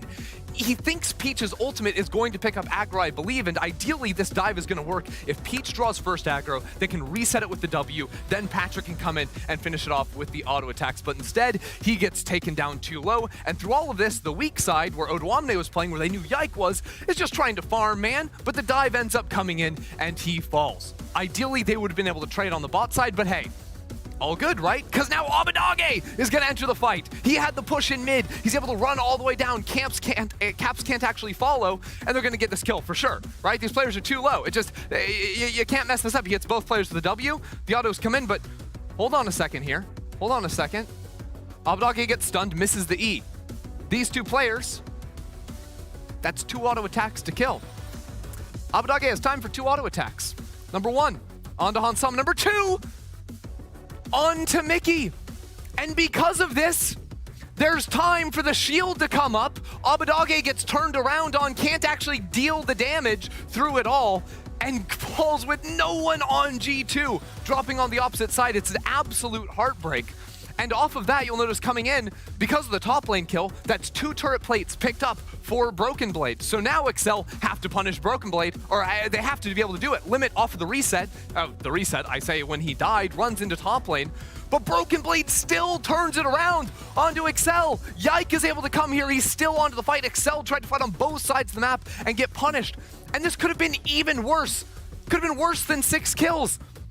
These minions would actually kill Limit if there was a ward, if there wasn't a control ward and Limit wasn't able to get into his passive. He actually dies to those minions. Somehow it could have been worse. And through all of it, when it was an 800 gold advantage for Excel, it goes 1.5k in the opposite direction. But credit to Excel because somehow they still made the game close. So I guess tell me how that happened? I don't know. There was a lot of things to break down from this game, but yeah, this sad and unfortunate turn of events for Excel. Actually, they managed to stay in despite the tools they had. I saw the Pike pick not paying out in the early game. I was like, what are they going to do with this champion later on? That situation in pro play, it's got a code word. It's called suco mucho. You know, you go for these plays and it backfires, and it happens again and again and again. It just happens. You know, luck is such a terrible term sometimes to use in Yeah. League, but that's one of them where it's like, oh, that was just so unlucky. Like, what's the point? You know, may as well keep playing and laugh it off. Yeah, just move on. Let's see what can happen next game. But focusing a bit on G2 here, it's a different team, I feel, compared to last week. Not to take anything away from Excel and the fact that they brought them to Game 5, but every player is awake today, starting with Broken Blade, once again on the top lane, just smashing it. Yeah, you can say everything's going wrong for XL. You can also say everything is going right for G2 right now. Broken Blade, not just in this game, but throughout the entire series, has been putting out a massive performance. And earlier today, we were talking about Odoam the BB, who's actually going to be the best top laner here in Europe. Well, after the first 2 games of this series, I can confidently tell you, BB is looking like the best top laner we have in all of Europe right now. He's been absolutely smashing it. And this time, he didn't suck on Jax in the laning phase. He did well from the get-go, and that put him in this massive position where in team fights, he was on it every single time. Yeah, and he blind picked the Jax on 3 on blue side to give Odoamne a counter pick, quote-unquote, on red. Oftentimes in the LPL, you'll see players like 369 go towards a Gragas pick. Poppy's another good one, but that was banned away, I believe. But he goes for the Gnar, which isn't really a winning matchup, especially after Sunder, and especially if you're playing weak side the whole game. You actually can get dove quite easily with Jax Rel. First dive comes in, we saw the telestrated breakdown from Ender. Second play comes in with limits moving up, he gets 2 kills, right?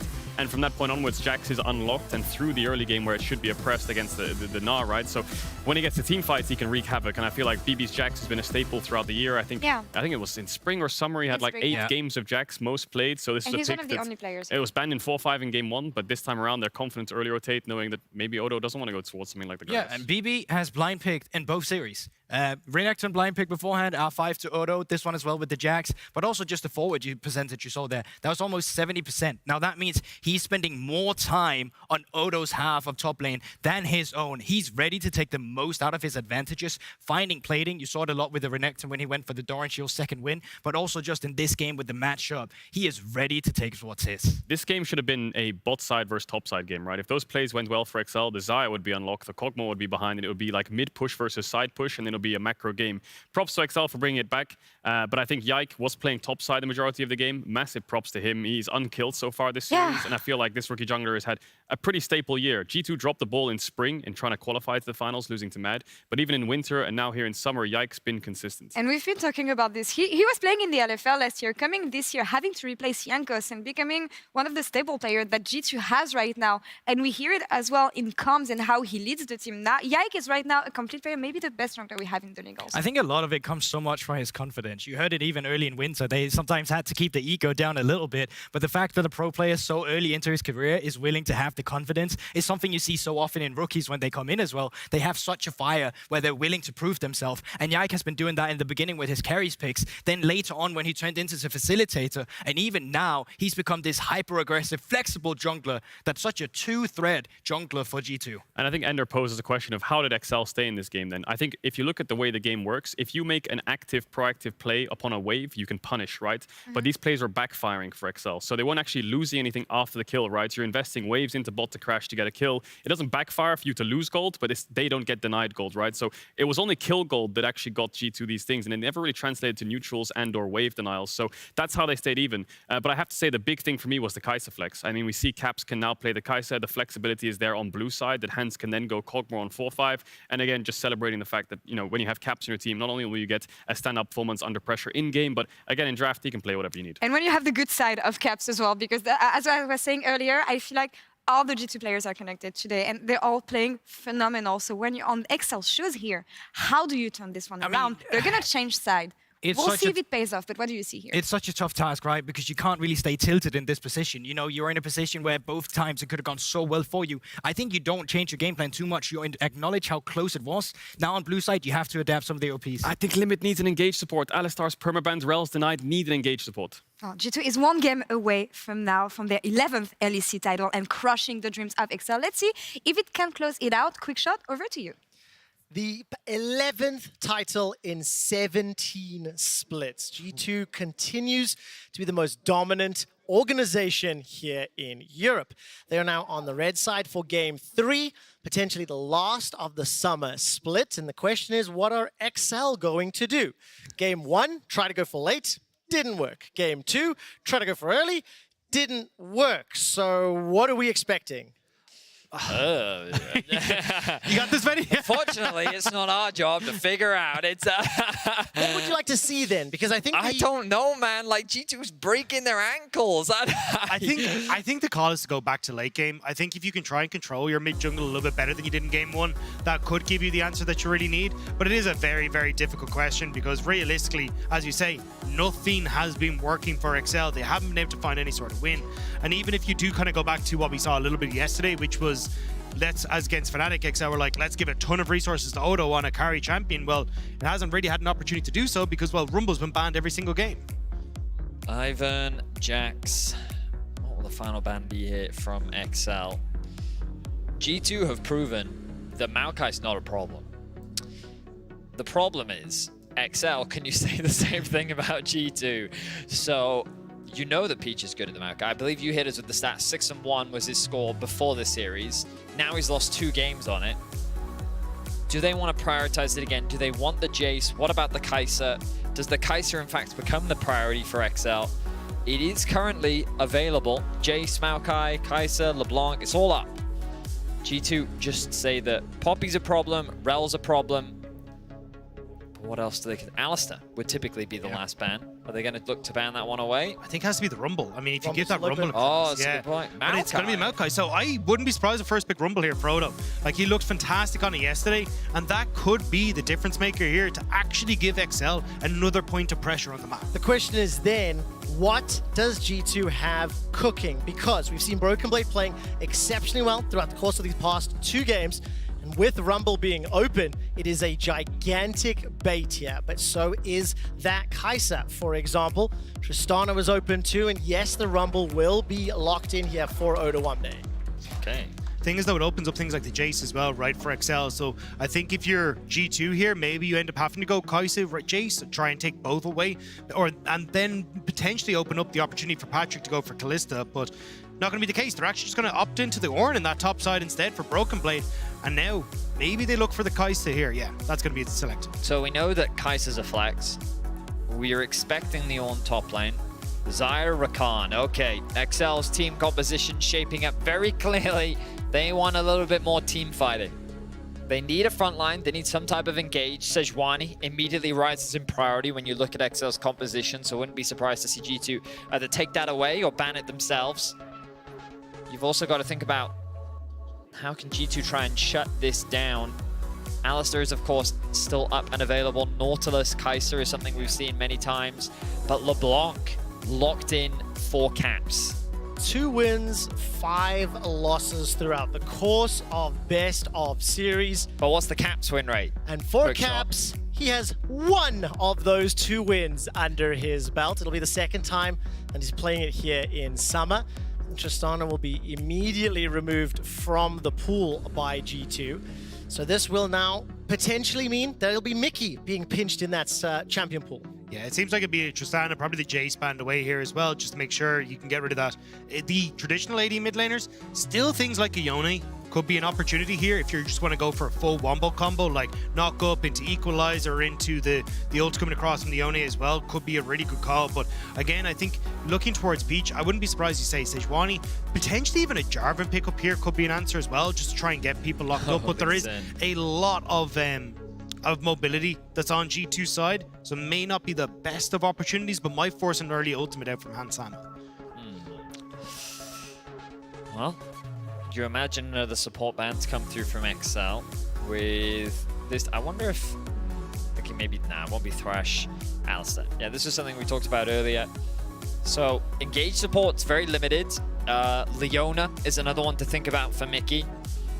Very experienced Leona player. If they feel like they need more frontline, they may very well choose to go for Braum again. I don't love Braum here, though. They may even just choose to lock in the Sejuani, as you were talking about, Rob. What direction? G2 have a lot of options. They're a very unpredictable team. What do they want to pair alongside this LeBlanc? But it will be the Leona that we just talked about. All-time 18 games for Mickey. And of course, throughout the course of summer, just 1 under his belt. And leave that jungle pool champion to Yike for last pick. And Peach, what direction does he go? That Sejuani is still open and available for him if he wants to deny that option. Pair it up with that Rumble. as well, and it'll be the Azir secured here for Abadage, so a little bit more of sort of late game options as well. Not a lot of frontline here, so that poke damage can be significantly more impactful. Yeah, I'm trying to figure out, like, do they preempt a Trundle just in case Yike goes towards the Sejuani? But they're just going to take the Sejuani instead, at least get themselves that engage tool. So, Trundle. Yeah, that's where I think for Yike, you could probably opt in towards the Trundle here instead and just play for a strong mid jungle, like, have an opportunity to play into this Azir. Also, just, as you say, you've already got great engage tools, so just being obnoxious on this pick could be super nice with the Trundle. I don't love Kha'Zix. No. I mean, there's a lot of squishy champs. It's locked in! Okay, so basically, G2's arguing we have Leona and we have Ornn. We have enough of a front line. We have more than enough engage. Now we actually just want a strong early to mid game with a really powerful mid jungle duo, which when you have LeBlanc, Kha'Zix, you have a really strong mid jungle duo.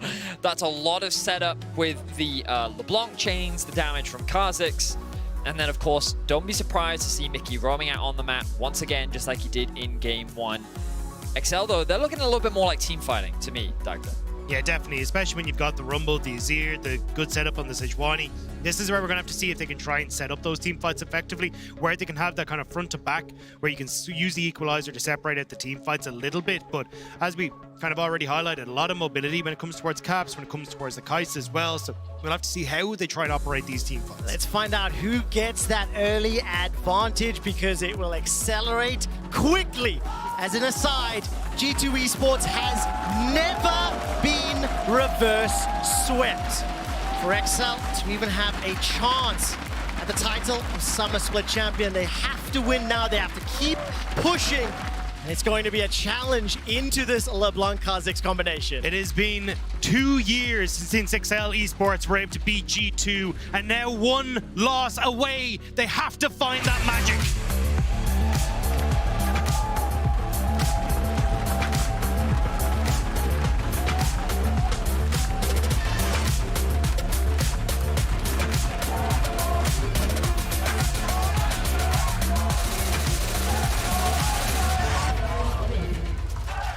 As soon as we hit Summoner's Rift, it's G2 at least starting to group up. Bottom half of that map. Broken Blade's with them as well. Maybe just defending. It's a little bit of a play. Patrick can find Hansama. Going to take a lot of damage here as Hansama's going to back away. Last game we got to see Hansama pulling in the Kog'Maw when he played that against XL. 14 kills in the first series that they played, and ended up with a win in the last game. The Kai'Sa was able to eke that out with a 15 kill in the last time these two teams faced up.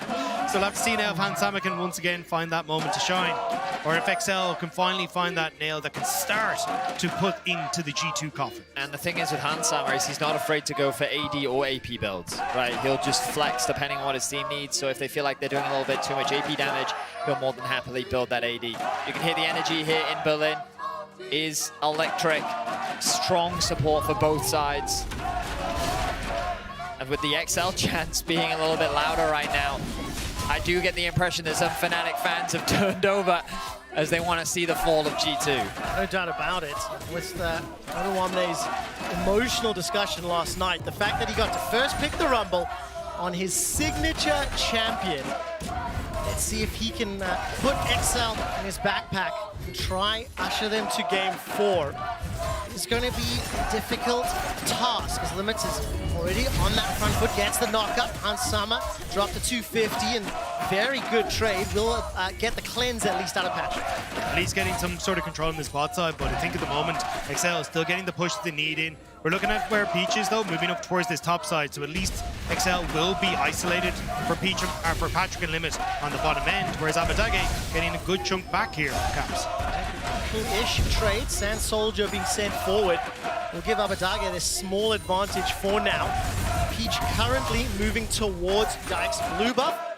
No surprises to see Odo shoving forward. I mean, the crowd's still going wild here. Let's take a look at a potential skirmish between the Bug and the Ball. And immediately Caps starts to step towards the jungle. Last cone available for retreat, and Limit also on the move. Here comes Mickey, 2v2, jungle and support. Limit Zenith Blade will connect. Patrick is available. Limit now will get the flash out of Mickey. He's stunned in place. Yike tries to get that Q damage back. Hansama arrives. Void Seeker forward. Peach flashes to safety. Caught up by the Zenith Blade. First blade was secured by Abadage, but it's traded back in the jungle. Hang on a minute. Caps just got solo killed. What? The last time these two met, it was Cap solo killing Abadage in game 1. To now see him step up, let's have a look back and see how this one happened. So Caps goes in for a bit of a trade. The shield comes through from the E from Abadage. Soldier hits. Two soldiers hitting. I guess he hits him with the Q. What? Caps? What? Does that remind you a little bit of Lucian play? Something, a little bit, week, yeah. You know, just in terms something, of yeah. some decision making. So first blood goes to Abadage, but in the jungle, Yike was able to get one back onto Peach. And of course, that is one of the danger champions here for G2. And that's why I was kind of surprised to see Peach go that aggressive. You don't have to push him mid, like Caps could have roamed across, but went for the 1v1. And also your bot lane wasn't really in a position to deny Hansama and Mickey entrance either, so it was a bit of a strange call. And Peach ends up paying for it, and now giving Yike that kill. If you find moments where you end up with like priority in mid or in bot side, you can actually use that to invade and really push Peach out of his own jungle. Okay, so 1-1. Gold's still relatively even, but rarely do we see Abadage getting the lane advantage over a player like Caps, especially in final situations. Obviously, I mean, you can go into any thread, you check out social media, and everyone's like, is it Craps or is it Claps? And today, everyone was on the Claps hype train. He was looking strong. Obviously, I'm not going to count him down and out just yet. Caps has died before. He gave up first blood in the last game, actually, with a really great gank setup that we saw from XL's jungle mid support. So I expect him to very much bounce back. But Abadage, this is a great start for him. He's already kept the pressure up, going to keep that push going. And he has a small gold lead for now. We saw there Mickey just stepping towards the mid lane. Limit showed his face a moment before. Sand soldiers forward. Caps will get the chains. No further support. Yike shadowing that top lane for Broken Blade. And now Peach on the assault. The wave is shoved forward. 10 CS advantage for XL. Can Peach try to mitigate this? Arctic Assault is available. Limit is just blown up underneath the tower. The damage is simply too much to deal with those turret shots. Another kill secured for G2. And that was definitely not the dive you're looking for. And the fact that Limit got exploded before he even hit anyone in that one definitely helped out. So Hansama, yes, he gets a kill back, but still, massive wave loss on that bottom side. Yike now going to start to move in here, see if he can get control of River. I mean, this was our criticism of XL in game 1, that they weren't actually trying to punish Hansama on the bot side of the map due to Mickey roaming so much, but Limit just gets one shot. They are able to get that kill into Hansama, but Peach tanks one too many towers. On the screen in the bottom left, you can see the Roto Omne forced to flash out as Broken Blade forces an all-in, but I mean, credit to XL, they're able to get a kill onto Hansama. You can see a small advantage in favor of Patrick after Hansama did lose a very big wave, but still Hansama level 5 to Patrick's level 4, still relatively even. Well, they are dead even in gold, so ultimately not a huge win there for XL. Yeah, they will though try and take over control of this river. Hansama going to spot them out there as Yike going to be forced to run away. This is kind of the downside, is that Mickey isn't with you on this bottom side. You are very squishy, so Peach can't have his pick of the litter, but might be picked himself. Will not get caught by that Zenith Blade. I think without the CC connection, Yike doesn't have enough time to get the damage down. He takes a chunk and escapes. All of a sudden, Limit looking for the engage. Flash for flash, Hansama away. And the battle dances backwards, but that is an opportunity in the middle lane. Emperor's Divide used by Abadage. Once Caps goes in for that trade.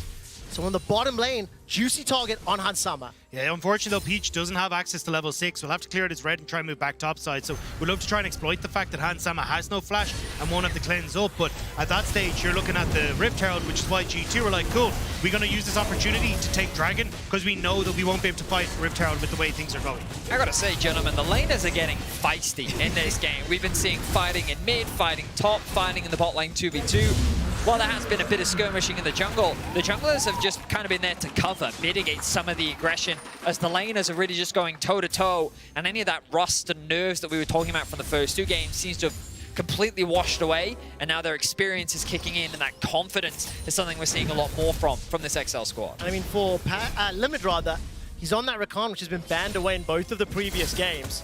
He's a player that has a gigantic impact on the kill participation in the early stages for XL. 8% of 3 in the best ops. 76 kill participation, and we've seen him roaming, seen him jumping onto Hans Sama, forcing that flash out. And you see whether or not now we have that small level advantage, whether or not they want to try punish Hans Sama, who's still flashless. And this is the first time against G2 he's actually managed to get his hands on this for Khan, so definitely having that impact that I think G2 are a little bit nervous about, but we need to see him step up again once he can get access to this level 6. At the moment though, Hans is going in. This is of course the cast the curse here as Limit steps away from lane. Patrick forced a flash, finds the Fender, Zenith Blade connects up around the Rift Herald. The equalizer is dropped down from Odo. Patrick is taken out from Hans Sama, and at the Rift Herald fight, Uptarget joins the fray. Can't find the kill just yet as Odo is taken down. It's 2 for G2, and Peach will be the third. G2 winning across the map as Abba throws out the Emperor's Divide, needs the conquering shifting sands, and simply will not have enough time. Nothing is shifting about this series. G2 got control in game 1, put their mark in game 2, and now are stomping in game 3 as well. 2-7, they win everywhere. 4 kills picked up across the map. 2v2 in the bot lane, 3v3 in the top. G2 have already accrued a 1.7k gold lead. And what I was just talking about, the confidence from XL, perhaps it was a little too much. XL begun the Herald. Yeah, this is where you can see they're trying to get set up here, but again, Broken Blade, brilliant ult in the choke. You get a good ultimate in response from Odo Omni, which pushes Caps out, but as soon as that's gone, there's just too much damage that's able to come through, and Abadage a little bit late to the party, so Rumble already out of the picture, as G2 then wait for cooldowns onto Caps, and are just able to follow up with Broken Blade. At this stage, the Orange deals so much damage when he's able to get the brittle stacks. Yeah. On that bottom lane as well, literally within a moment of limit, getting away from lane, Hans Sama and Mickey start the engage. They force him so incredibly low, just chase him down for the kills. Despite being down CS, 2 kills and an assist. Stacks have completed for Hans Sama as well as Caps. You can see them being the gold leaders respectively. And as a team, G2 up 1,500 gold. The Rift Herald still available. Broken Blade takes a chunk from Odo, and it is XL stepping into the pit first. And that's the thing, the Rift Herald wasn't taking that equation, and they're playing off the fact that, hey, look, our ultimates come up that bit quicker. The Rumble ult up and available. Peach is not far around the corner, but I think they want to play for Odo here. So Le Flare from Mickey could be used, and G2 decide for now to back away. Trying to at least poke just a little. Considered the engage, decided against it, now XL. Turn their attention to Broken Blade. Ults up in 8 seconds. Flash is not available. XL need to get a lot of this for Patrick, though, because when you look bot lane, Hans Sama, 3 plates already taken. He's more than answered for that Rift Herald plate that's going to come through. So XL will have to see what they can do. But Peach actually backing away. He's very worried about his position on the map, but Abadage in mid. 2 secured in the middle lane, and of course, with the fact that Broken Blade backed away, top tower still remains relatively unscathed. G2 in a commanding position, and they just need to try to defend wherever this Rift Herald gets dropped. But for Odo on the Rumble, hasn't been able to garner the laning advantage that you would have hoped. You cannot deny the impact that his Equalizer will have in any of these ensuing teamfights. For a minute to Dragon, his teleport is available. You need to keep a close eye on what's going to happen there. I mean, you have to give a lot of credit to G2 in their adaptation from the last series to this one. We heard Broken Blade talking on PGL the last time they faced off that he hoped that both teams would learn a lot from this, and I think the evolution that G2 have made in draft, I still question how much they've learned when it comes to playing around Baron. It does seem like that they're just like, do you guys want to start Baron? Yeah? Okay, cool, let's start Baron. But they make it work. Right now, they're just mechanically, I think, the best players that Europe has to offer right now. Hans Sama, Caps, Yike, Broken Blade, even Mickey, like, they just seem to be gapping their opposition as they have done a lot throughout this split. And while they fell short in spring, they're looking to reclaim that pedestal here in summer. Herald used in the bottom lane, secures the tower. Some gold funneled into Patrick, but Hans Sama continuing to basically solo farm on the side lane. Level advantage and more plates under his belt. Herald gets another charge. Dustblade of Draxler has been picked up by Yike, so if he's able to find a target on this retreat, XL could be in trouble, and Abadage is just trying desperately to slow down the stash of LeBlanc, but 3.5 plates secured already. And every time we look middle, 30 CS advantage, and Abba playing on the back foot. It's also the loss of control that you have on mid lane now is going to open up Yike to go over towards Dragon. Even with the position that they have in Broken Blade, he's going to be here for the team fight as well. So I think XL kind of reading this, at least when you look towards Limit, you wanted to go up topside to Odo Omni to make sure that he could actually get some of those plates before they drop in a minute, but may not be in a position to, as Hans Sama may look to move up and catch that wave as Yike solos out to the Dragon. G2 slowly but surely taking over the game. XL have done a great job this series of securing early Drakes, but this time round, haven't really been able to get that level of control, just as you were talking about, Dagda. Right now, they're kind of posturing around mid lane. They're looking for a pick, won't be able to find it though. The mobility, enough there from XL's bot lane. Odo Omni able to get a plate back in top. But yeah, no neutrals right now as Herald and Dragon are unavailable for a while. Careful though, Limits. Right, Engage catches out onto Mickey. Take Assault forward as well, and that will be a kill over 2XL to Patrick. A small solace. They are still 2,000 gold down. Being pushed around the map, down 2 dragons as well. Duamne still hasn't yet to get involved in those bigger skirmishes. That's Broken Blade, Call of the Forge God, and on the mini-map, there is Hans Sama making his way towards this top lane. Teleport coming in, but a little too late, I feel. Abadage now trying to get some damage in reply. Limit's quickness is unavailable because of the kill from earlier.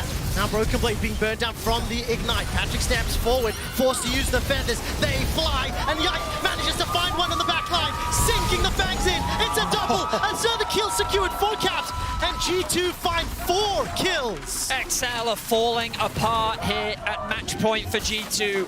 Broken Blade so calmly sets up the combo onto Odo Omni. Hans Sama picks up the kill, and as XL try to get something back, G2 just make it so much worse. Yeah, and as you say, Broken Blade knows he's got Hans Sama in the way. You've got the ultimate there. Hans Sama, as soon as he gets in range, of course that killer instinct will follow through. And Abadage doesn't even realize he's coming. There's no vision there. So he ends up TPing into what is a desperate spot as Caps matches that teleport. You've already got Yike in the way. Mickey's going to be quicker on the run than Peach. So Broken Blade with the flash baits XL that in that little bit too far. Caps baits out Patrick with the ultimate and just sets up for Yike to rip XL to shreds. Just you can see all that mobility, right? The Kha'Zix from behind, the LeBlanc dashing back in and out. Hang on. Jump into the mid lane. Hans Sama's able to cleanse and flash away. 3 members of XL were just waiting in the bushes. Mickey forced to flash as Peach. well. Peach goes over. No follow-up yet. Zenith Blade descends Mickey forward, and Odo's finally arrived. Drop the red carpet down, but G2 have moved away. Teleport completed as Broken Blade is now being chunked out. No Forge God available, and XL on retreat. Broken Blade manages to use that balance breath to find a kill, and Caps distorting forward. Here comes Yike. He can taste the fear on XL's lips. Odo finally gets at least 1 reply. A double knockup from Limit, but there's no damage. There's no follow-up. There's no support as XL are routed and wrecked and running for their lives. Abadage's got flash available to him, but I think G2 have managed to make it away. That's a start. The ace! There is nothing that XL can do! How many times are G2 going to get away with blinking health bars? Broken Blade's ultimate comes up at the perfect moment to shut down any hope for XL. And once again, it's G2 in control. It is difficult to watch as XL, their plays, they feel like they're so close. A tiny bit more damage is all they need. They start off by finding a great pick onto Hans, but they can't quite get the kill. They get the summoners out. Now Mickey is in an awkward position, so his 3, they're thinking, oh, maybe we can get something here. This overcommittal from Peach is where things start to go wrong. They should have been happy with the flashes. Rumble's ultimate comes down. XL look at the HP bars of G2 and say, this is winnable, but little did they know that this is G2's comfort zone. And this is desperation from XL. They're throwing everything they can to find anything they can muster against G2, but G2 are just outplaying them every step of the way. And even here, Odo Omni, he turns around and says, look, I'm in enemy territory. Maybe I can make something happen with Abadage coming through, but he goes down. Abadage just shy on the size of shoot. Oh, Mickey. That was gorgeous, and then here, just one more auto, and perfect timing for the ult from Broken Blade. It's a heartbreaker to watch. You can see the frustration on Odo's face. Mickey does it again. You know, first time you could say it was a fluke. Second time you could say it's a coincidence. But the third time, nah, man. Mickey is having a monster performance. For G2, it is a return to form. I mean, take a look at their placements since spring 2019. They've been in 17 splits, they've won 10 titles, on the verge of making it 11. Faltering in spring. But this time round, I mean, what did you say earlier, Vedius? Broke the ankles of XL. Game 1 was all about the lanes. Game 2 felt like hand diff. Game 3 feeling somewhat similar. XL need a miracle. Call the Forge God won't find much. Yike, however, will assassinate Patrick. Mickey is surviving once again and Stein steps Peaches on come on! And Mickey stays alive long enough for G2 to find 4 kills. They are styling on XL. And Caps will just be unable to take down Limits. That's just rude at this stage. I mean, give them something. I mean, 20-4 on the scoreline. The tower will fall. G2 will push in. That was, come on. Mickey has reclaimed his status as the god of supports here in Europe. What an incredible split from him. The fact that he continues to survive, obviously a lot of focus is on him, but the entire G2 roster is just dismantling XL. The last time they met, it was a close 5-game series, but right now, G2 are demolishing XL. We look at the engage. Immediately, Hansama goes to the back block. Well, he actually just melts through Peach. Yike basically gets a solo kill onto Patrick as Odoamne and Peach, look at the sidestep there from Mickey. Odoamne, his ultimate went completely wide. And you can see that XL are beginning, well, if they haven't already, they're crumbling. It's 19 minutes into the game, a 10,000 gold lead. And G2 can play whatever they want to do for the next few minutes. 4 minutes until Seoul. I'll take a quick moment here before we potentially close the series out. Quick reminder that our season finals, looking towards Montpellier, looking towards the World Championship. It starts August 19th at 4 o'clock. Spread the word, set your alarms. August 19th, 4 o'clock. As G2 step into the Baron Pit, completely uncontested. Secure this objective, and for XL, they now need to hope that G2 overstep, because without that, if they're in that straight up 5v5, there's just too much of an item disparity. I think it's you have to wait for G2 to overstep and then stumble and then maybe forget how to plug in their keyboards and then bring it back into that stage, because this gold lead and a Baron, it is so incredibly high right now. I just don't see how XL can find a way back into this. A lot of damage there from Caps already. 3 items completed, 4,000 gold up. See Ike plus 3k, I mean, it just is a gigantic difference. And I think, interesting note there, for the season finals, G2 will be able to pick between BDS and XL, actually, as their first round opponents. So could be seeing this matchup once more. But for now, G2 are just using that Baron buff to push all 3 lanes. Teleport is available for Broken Blade. He's up in that top lane as Caps is literally soloing mid for now against 2. Another tower is going to fall. Where do XL decide to stand? Where do they pull the trigger? Well, they're going to have to make a stand in the bot lane, I think, with the wave sieging in. Caps is pushing in mid. XL are getting chipped away at, though. They might just dive this G2. There's so much poke damage from Hansama. Void off the Void. Caps sending out the static shifts. Call of the Forge God out. Nabadagi is removed from the fight. Limit gets a decent knockup, and the Equalizer burns some of G2's health bars, but it's 2 kills secured, a third to follow, and red lights are blinking for G2, but the trophy is in their eyes. The shield is available today, and all of a sudden, the inhibitor turret being focused, Caps is on to the Nexus. The God of Death has arrived today, but it seems blind to G2 as not a single member falls with the Nexus in their eyes. It is undeniable the impact that G2 have had here in Europe. 17 splits, 10 titles secured already, and it feels like the inevitability of G2 has arrived, but I'm stepping ahead of myself. All of a sudden, XL, by a few more seconds, they force G2 away and put me in a slightly awkward position. The exposed Nexus, however, is potentially being chipped down. Are G2 going to stick for We this? used all our call lines and they're not going to end yet. Hey, I shut up. I didn't say anything. Oh, you still got your line? Okay, good, okay. Come back to you in a second. I mean, G2 have done the damage. We're going to look back at this fight. We talked about the potential dive. Broken Blade doesn't hesitate. And frankly, you talked about overstepping, Quickshot. I thought this was it. Look at him. There's a good charm and engage from Limit onto the backline. The Rumble ultimate is massive too, but the gold disparity is just too much. They don't quite have the damage. And G2 once again, blinking health bars. It is the story of this whole series. They walk away deathless. There's no turret to stand between XL and G2. 1, 2, 3 members in the base, 4 now. Broken Blade gets knocked up, calls the Forge God. Void spikes out, won't be able to get the secondary.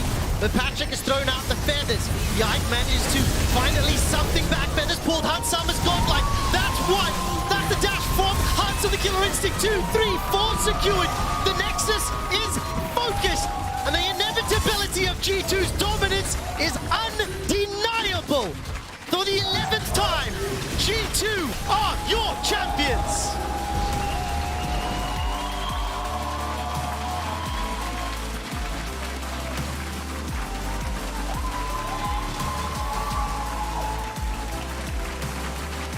Undeniable that today G2 were the significantly better team. Do not discount 10th, 2nd from XL. I mean, it's unfortunate for XL. Not exactly the way they would have liked to see this finals go down. They really did an absolute number to force themselves from, as you say, 10th, 0-3 into taking second place, but there's nothing you can do when G2 stand tall. LEC viewers around the world, G2 are your summer split champions.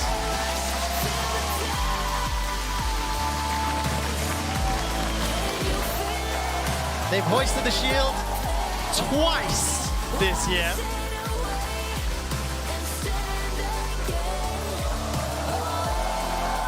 The #1 seed going into the season finals. An impressive run. G2, they didn't have the strongest spring.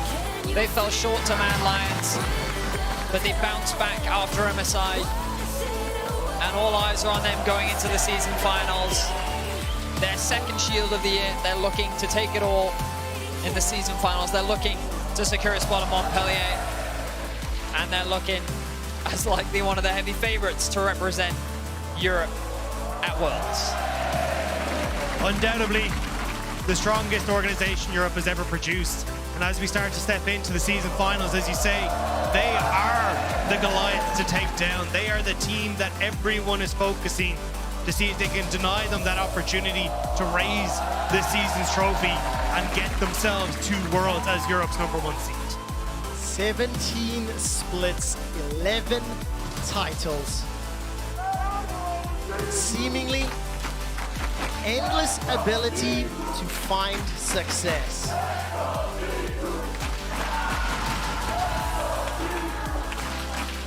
So in fans, yeah, let's go G2 chance to round out the day. We will be speaking to the players in PGL, so do not go anywhere. Very intrigued to see where they will go. Roman has yoinked it. He said it. He's like, okay, this is ours now, right? We can just take this, we can head off. I mean, dual wielding the shields is a little bit less lethal than G2 looked today, I will say.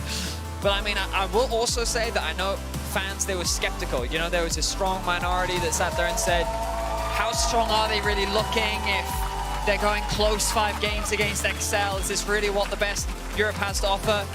Apparently this is the best what Europe has to offer right now. G2 looked commanding, convincing, and they're looking like, I think, the world's definitely going to keep their eyes on this G2 roster, that's for sure. And it definitely feels like the story of redemption for so many of these G2 players is still on the road. You look at Hans Sama coming across, doubters were saying, what can he achieve? And he steps up to be the strongest AD carry we have in Europe at the moment. What can Caps do when it hasn't been his time? Well, he steps up and has an incredible performance in game number 1 of this series to show just what G2 are capable of. It looks like G2 are here to stay, and they want to show just how strong they can be as a unit. Creativity, the ability to play everywhere at all times. G2 are your champions. I believe Caps is sitting down with trouble. Thank you very much. Quick shot. I'm sitting here with the victorious Caps. Caps, congratulations. Thank you. Yet another one to add to your collection. You are now the most decorated player in EU history. How does that feel? Pretty good. For sure good. I want to ask you something. You were tied with one player for the most trophies, and now you have surpassed that player. Do you know who that player might be? Perks. It was indeed Perks. You've played with him, you've played against him, and now you've solidified yourself at the very top. What does this trophy mean to you after so many trophies? What does this one mean for you? I think it means a lot to me, especially because we just have improved a lot throughout the split, and it feels very nice to have like our hard work rewarded. I think the split we really tried to step up our gameplay compared to like MSI, and the disappointing like spring split ending. So I'm just super happy with how it worked. I'm super proud of my teammates as well, and I'm just looking forward to what more we can do. Every time we've chatted in previous splits, Caps, you were very critical about yourself and that you have to step up your performance, you have to be better. Any words about your development throughout the year? I mean, it's definitely been a fun year for me. I think we did a lot of changes this year, and I actually did last year as well. So I've been playing with a lot of new teammates, and I think it's been interesting to see like different points of views. I think on the old G2, a lot of things we were like very on the same page on. But now there's like new opinions, new ways to play. And I think it's always fun to try new things. so I'm enjoying that a lot. And I think now we are starting to come together a lot, I think, as a team. And I think we can be very good. Now, of course, looking forward from your MSI performance, guys, we talked to Dylan as well, and he said, you know what Asian teams do really well is setting up for objectives, is team fighting. We're going to try to implement this into our gameplay. Do you feel like this G2 that we saw today, that we've been seeing through the last couple of weekends, actually implemented those changes from MSI? For sure, yeah. I mean, I think we improved a lot and we added all the things. I think sometimes we still fail to execute some of them. But it just takes practice and it takes work. I think especially last week, once we went later in the series, I think we started like forgetting some of the things we were doing very well. And I think we really need to like practice when it's like high pressure situations to still perform. Now, everyone's looking ahead to the season finals and, of course, an opportunity and a ticket possibly to Worlds. And there's always the same question about G2. Is this the best iteration of G2? I'm not going to ask you if this is the best. I'm going to ask you, how is this one different from the 2019 G2?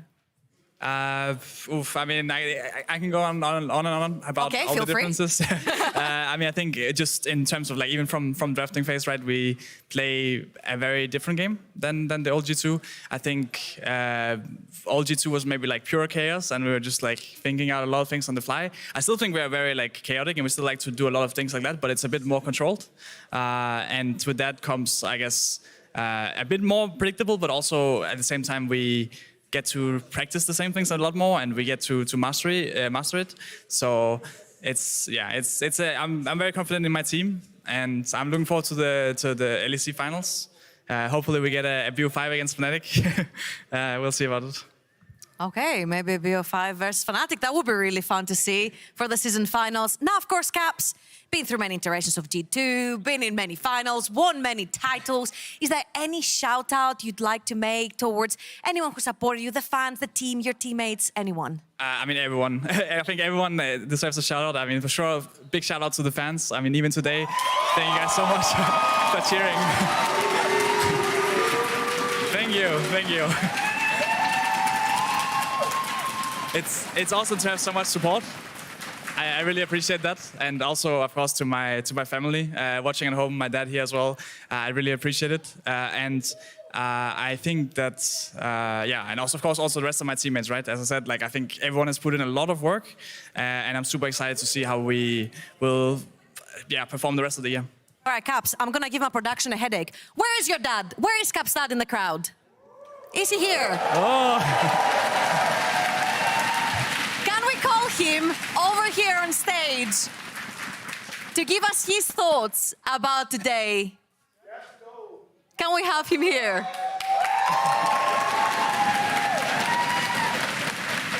I said I'm gonna give the production a little bit of headache because they won't have the right lighting for him. But Caps, everyone loves your dad and his support that he's given you.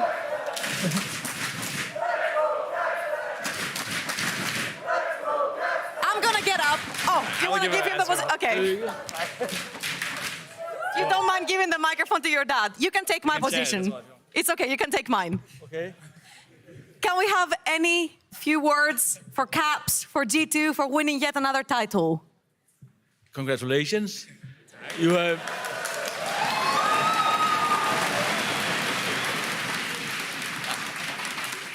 I know for sure you have worked very hard, and each of you have swallowed a lot of personal things, but you have done it. And I don't play the game, but I have seen a lot of games, and you are playing like a team, and I'm proud of that. Thank you so much for joining us here. Congratulations, Caps, again. Over to PGL with Hansama and Mickey. Thank you, guys. What an absolute legend. This man is... I love the energy. I love the energy from Caps' dad. Listen to them.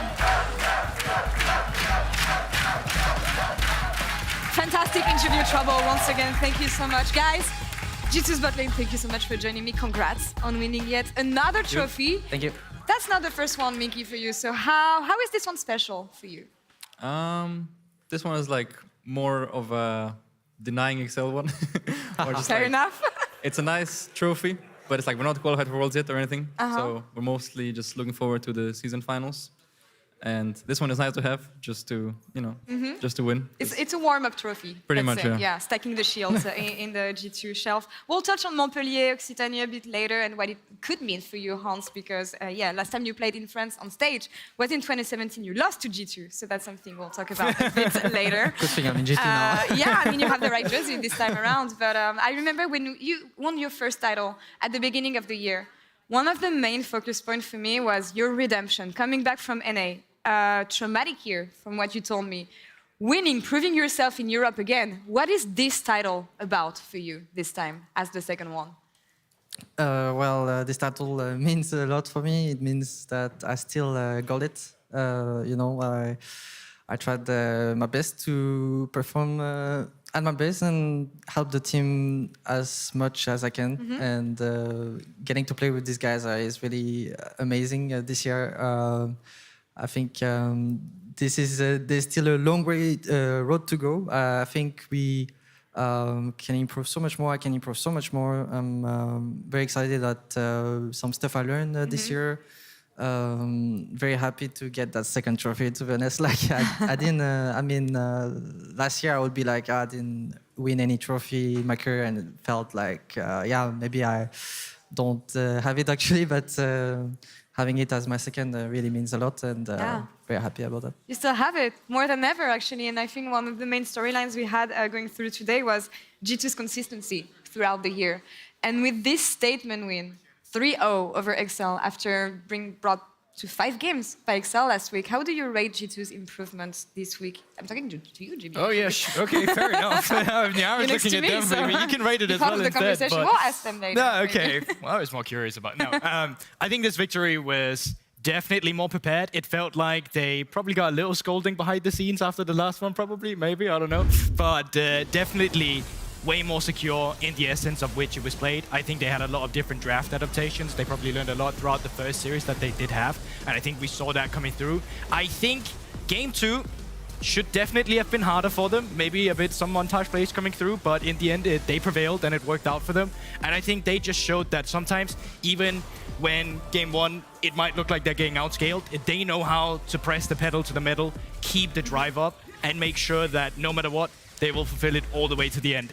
This outplay here, also one of the ones, he could have autoed you once. He autoed the Braum, and therefore he survived with the shield coming up back after. So it's a close one, but it probably felt good to you guys afterwards. I thought we were mega dead. I didn't have mana Yeah. or anything. And then I was just about to get my shield.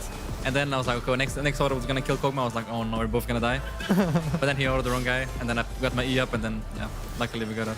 You guys were way more decisive this time around than you guys were on Monday. How do you explain all this and the change of pace between this series and the previous one?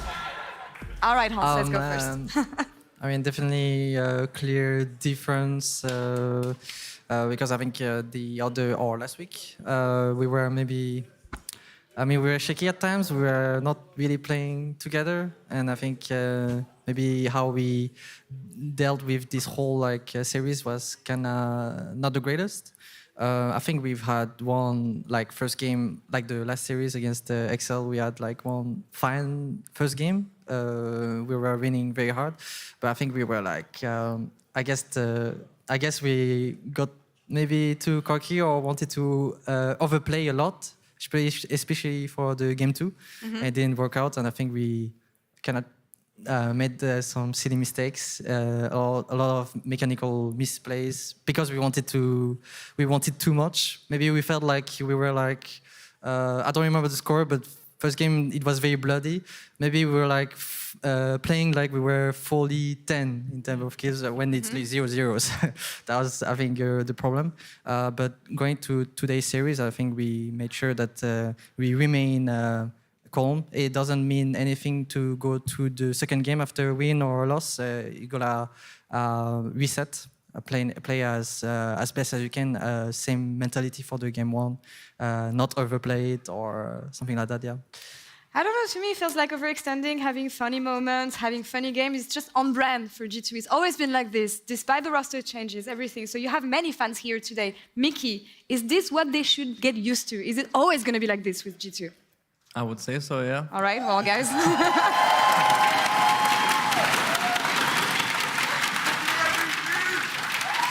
Yeah, I mean, I would say that after last week, we got more on the same, we were really not on the same page. So this week we worked a lot on being the same page, draft in game, because last week was more autopilot mode. We were just overgrouping, we were misplaying fights. It was just complete disaster from everything. So now we looked at it, and yeah, we just took a more calm approach, and it was way easier to play the game, yeah. And we were not lost like before. And I think it's nice to lose sometimes and to get the necessary learnings, especially leading into finals. And I know that I had PGL with your coaching staff 2 weeks back. We see Romain over here. Great, because I was just talking about him. But he was telling me, him and Hisma were, and I know you know him really well, telling me about the approach they have and how they can challenge point of views and make you guys progress. Can you tell me about how they made you guys get better, since MSI especially, leading into this trophy today? We always, they're always very good at implementing new stuff for us to improve. I remember last week when we had, I remember that we had not the best screams. It's been it doesn't really happen often, but last week we had bad screams, and then instantly the coaching staff helped us really a lot to figure out a way to bring ourselves back or improve, get some positive back to the team, and giving some other awareness from the perspective, and it's very helpful. I think this week was a very good setup for us to improve. We were doing a lot of VOD reviews, or we are talking to each other, set up by the whole structure thingy. We are talking one-on-one stuff. We are Well, we're playing solo queue a lot because I think when we had our series against the other series against Excel, I think we didn't play as much solo queue. We were like playing so much 2v2v2. So the, came out. the staff has to like you know, tell us, you guys are trolling. You have to you know you have to try play solo queue. Who got the highest rank in arena? Yike. Well, there you go. All right, maybe not too much arena leading into season finals, because as a reminder, we will have 6 teams: G2, Mad Lions, BDS, Excel, Fnatic, and SK. And you guys, as the first seed, have the option of choosing between BDS and Excel as the first opponent. So, who are you going with? Like we have to already pick now? I don't know. Let's do it Should now. I already decide? All right. You're I'm gonna already decide right selected. now, all by myself, and I'm gonna say we're gonna pick team yelling to him. BDS.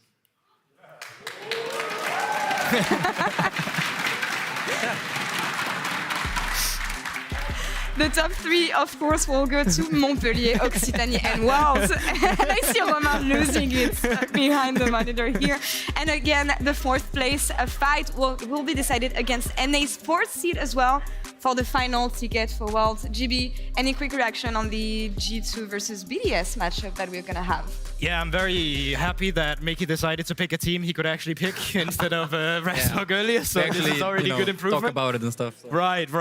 I think this was probably the one we all saw coming as well from what we see of recent performance of the teams. Of course, finally going into that season finals, a lot of the teams will have time to improve. G2 will probably be the most studied team. So BDS does have that advantage going ahead for them, but I think for sure Excel has proven to be the stronger opponent right now. I would like just to reassure the viewers that they actually made this as a group decision. Mickey did not just flip it on stage and choose BDS. This was a group decision. They all knew this one was coming, so no harm, no foul here. But focusing a bit more on today. Today wasn't Excel's day, but their journey was still incredible and will continue into season finals. And I want to toss it to Trouble for our interview with Odoamne. Thank you, Laura.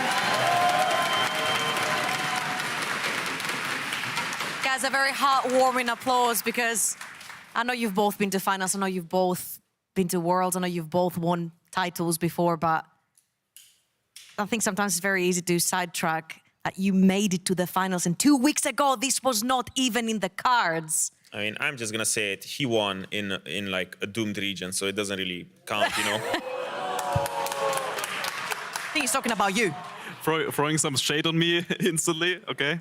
I mean, did you win there ever? I mean, my career never really needed that, you know, turn to go to NA, you know. I was like fine enough to stay here all the time, so. I mean, to be fair, he kicked me out. I played the series against him when he was in Rogue and Schalke. We lost 3-1, I think, and then he sent me to NA, basically. Hey, it do be like that. But then he needed you to get to the finals with Excel. Honestly, all jokes and banter aside, that was a huge fit from Excel to make it to the finals, the first in Org's history. Now, Otto, I'm going to ask you to reflect a little bit on the year and how you guys got this far in summer. Yeah, I mean, it's been a crazy ride. At the beginning, we wouldn't really expect, you know, or dream of being in the finals at all, especially after you've been 10th twice. So even though the growth has been, you know, exceptional this split and we've accomplished so much, losing a final still sucks, you know. So there is a silver lining, you know. It's better to be like sad that you lost the final than to be sad that you're 10th. So yeah, I don't know. I'm still like incredibly like, you know, upset about it. Losing a final always is horrible, but yeah, at the end of the day, we did achieve a lot. Now, I want to ask, obviously, when you're in 10th, you feel like you didn't have the chance to prove.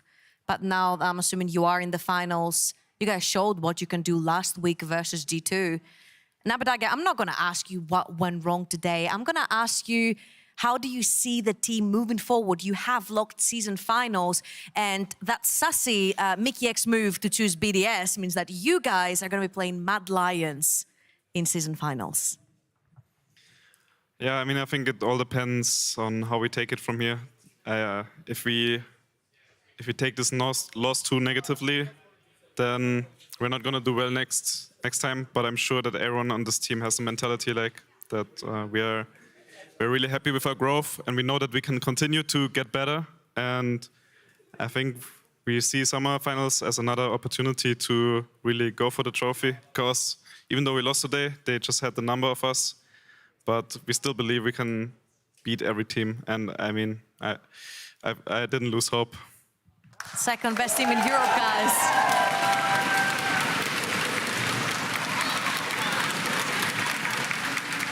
You've turned some people faithful here. I'm just going to say, usually whoever is versus G2 in the finals, you don't hear another chant. It's just let's go G2. But today you had so many people cheering for Excel. Odo Amne, is there anyone you'd like to shout out? Whether it's from Excel, whether it's from behind the scenes, whether it's the fans, anyone? Yeah, I mean, atmosphere today has been crazy, even though we got absolutely stomped. You know, it's been fun. Crowd did a great job. Everyone backstage for us, you know, everyone part of the staff did.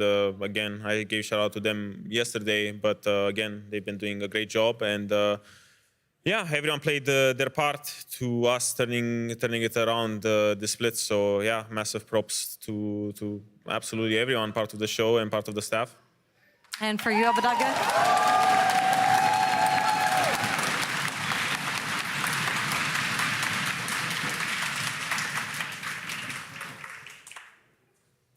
I can't really say it better than Odo. I think the environment we created at the Excel is just it.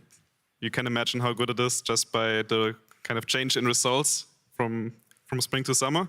So yeah, I'm very proud of staff and the support we have at Excel and all my teammates. They did such a great job. And thank you guys, the fans, for also the great vibe today.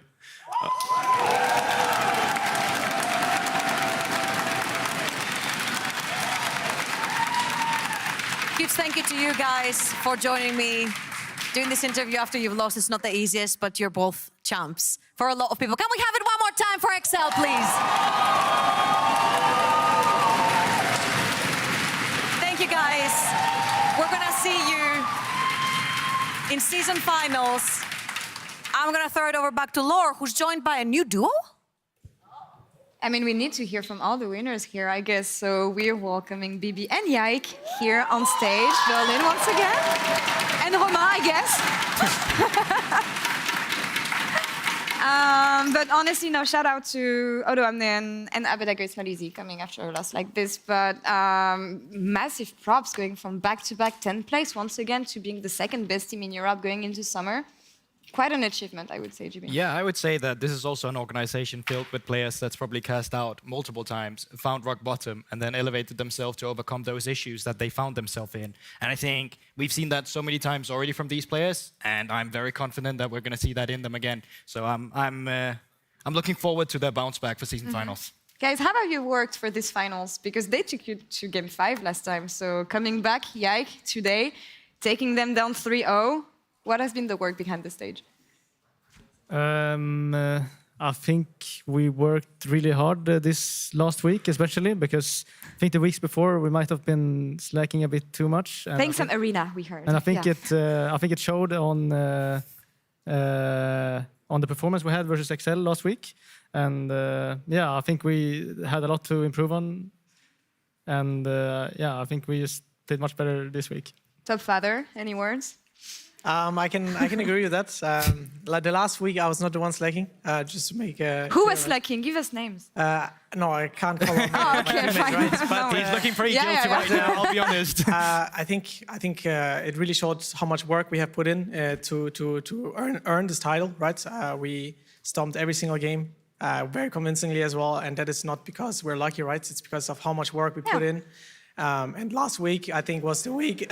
Sorry. Can you give him some water? Last week was the week we played our hearts out, not only on stage, but also in practice. And our staff members, one of us behind me, is also giving it their all right for us to be the best players we can possibly be.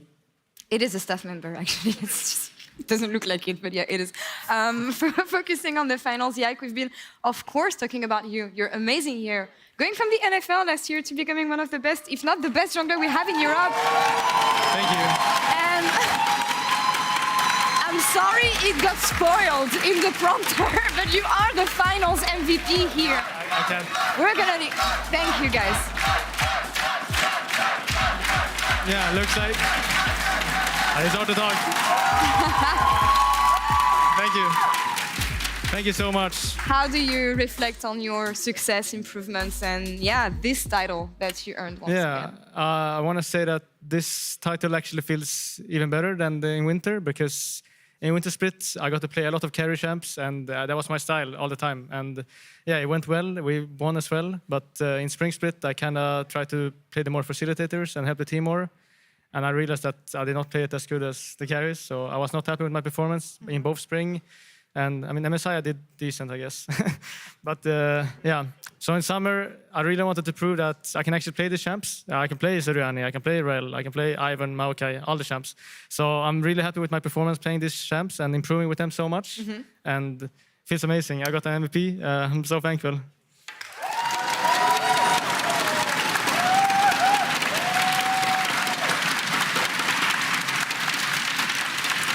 Not often we get players, rookie players like this, who come and smash the scene and elevate themselves as the best players we have in Europe. GB, I think when I think of junglers, it has to be Yoya before him and Yak, but yeah, not so often we have players like this. BB, I have something for you as well, of course. You played well today. You actually got the Mastercard play of the day on these Jax. Let's watch the Quadra kill at the end of game 2. And BB, if you can talk us through this play, please, and what you made happen here.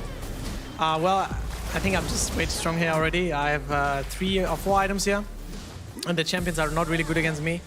We kind of have a thing in our scrims. Whenever we get a double kill or something, we scream for Penta, Penta. And I was screaming for Penta here, and LeBlanc just kills me. I got a bit sad. But I really thought this is my second Penta in the professional scene, but Abudaga took it away from me. It's very sad. Former teammates, wow. This is payback for what you gave him at Euphoria podcast, I feel. Throwing shade on the lack of results in Scream, I believe. Still a good play, honestly. A good performance overall from GB. From BB. Thank I would you. say I GB. appreciate BB, it. GB. I'm getting confused here.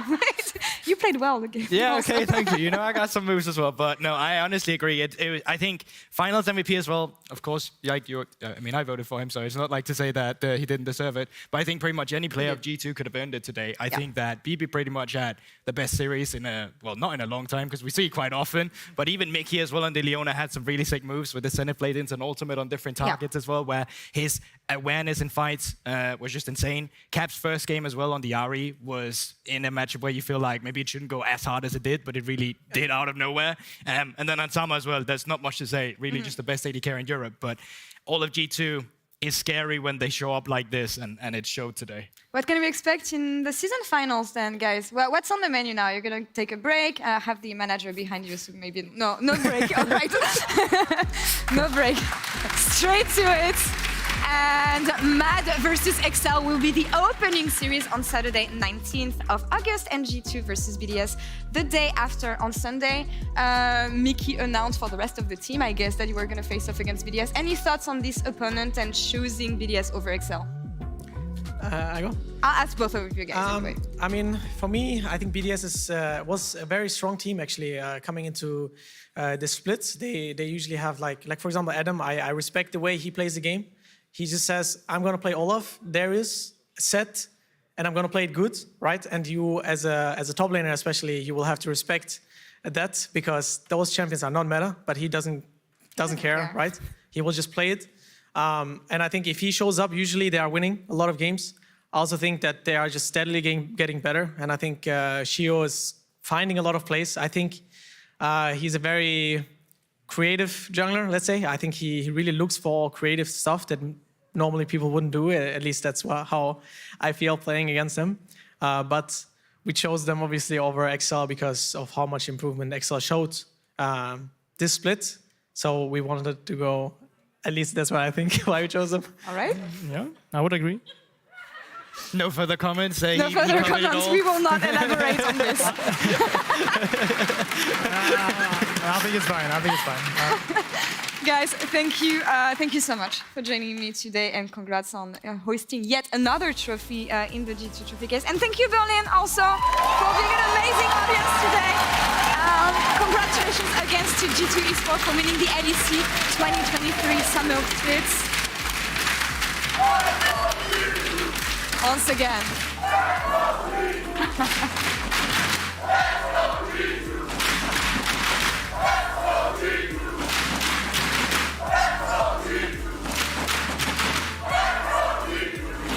We will see who will lift the crown in Montpellier. Our 4-week LEC season finals begin on Saturday, August 19, with our games in the first week beginning a little bit earlier this time around, 4 p.m. CEST. Thank you everyone for watching and see you then.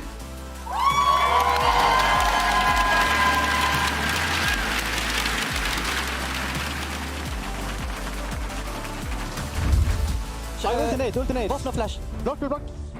I think, yeah, come in. Look, chase two. Yeah. One auto. I can flash. Yeah, Sean, I can ult. I don't have sample too. Maybe I don't have, yeah. Nice.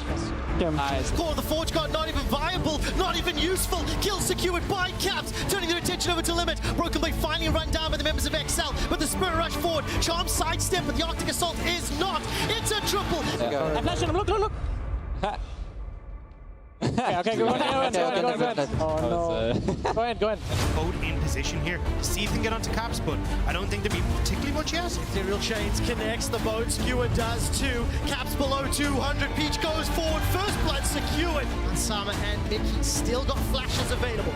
Abadage is to try and find that target, distorts forward, doesn't connect with the Chains, stunned in place, finally looking for a kill. Oh, no, he doesn't do it. What? He does not do it. Mickey, you so fine. How? I kill one. You're fine. Nice. Oh, he's not on you. I'm running. Oh yeah, I'm running. No reach. Think order. Can we do that? Wait, he's rolling? Oh, he's rolling. Okay. What? Needs to do something magical. Abadage and Peach in the wind. Oh my god. Goodbye, Abadage. No, can you get slow? Just wait. Yep, flash. Both of TPs here. Rooted.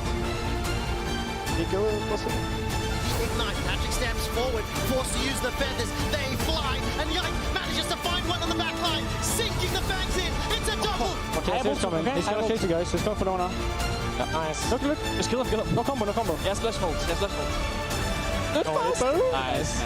Nice, guys, we are champions! Guys, good hustle. We deserve that shit, okay? We've been very proud of you. I'm so proud of you guys. I'm very proud of you guys. Very good guys. Nice. For the 11th time, G2 are your champions!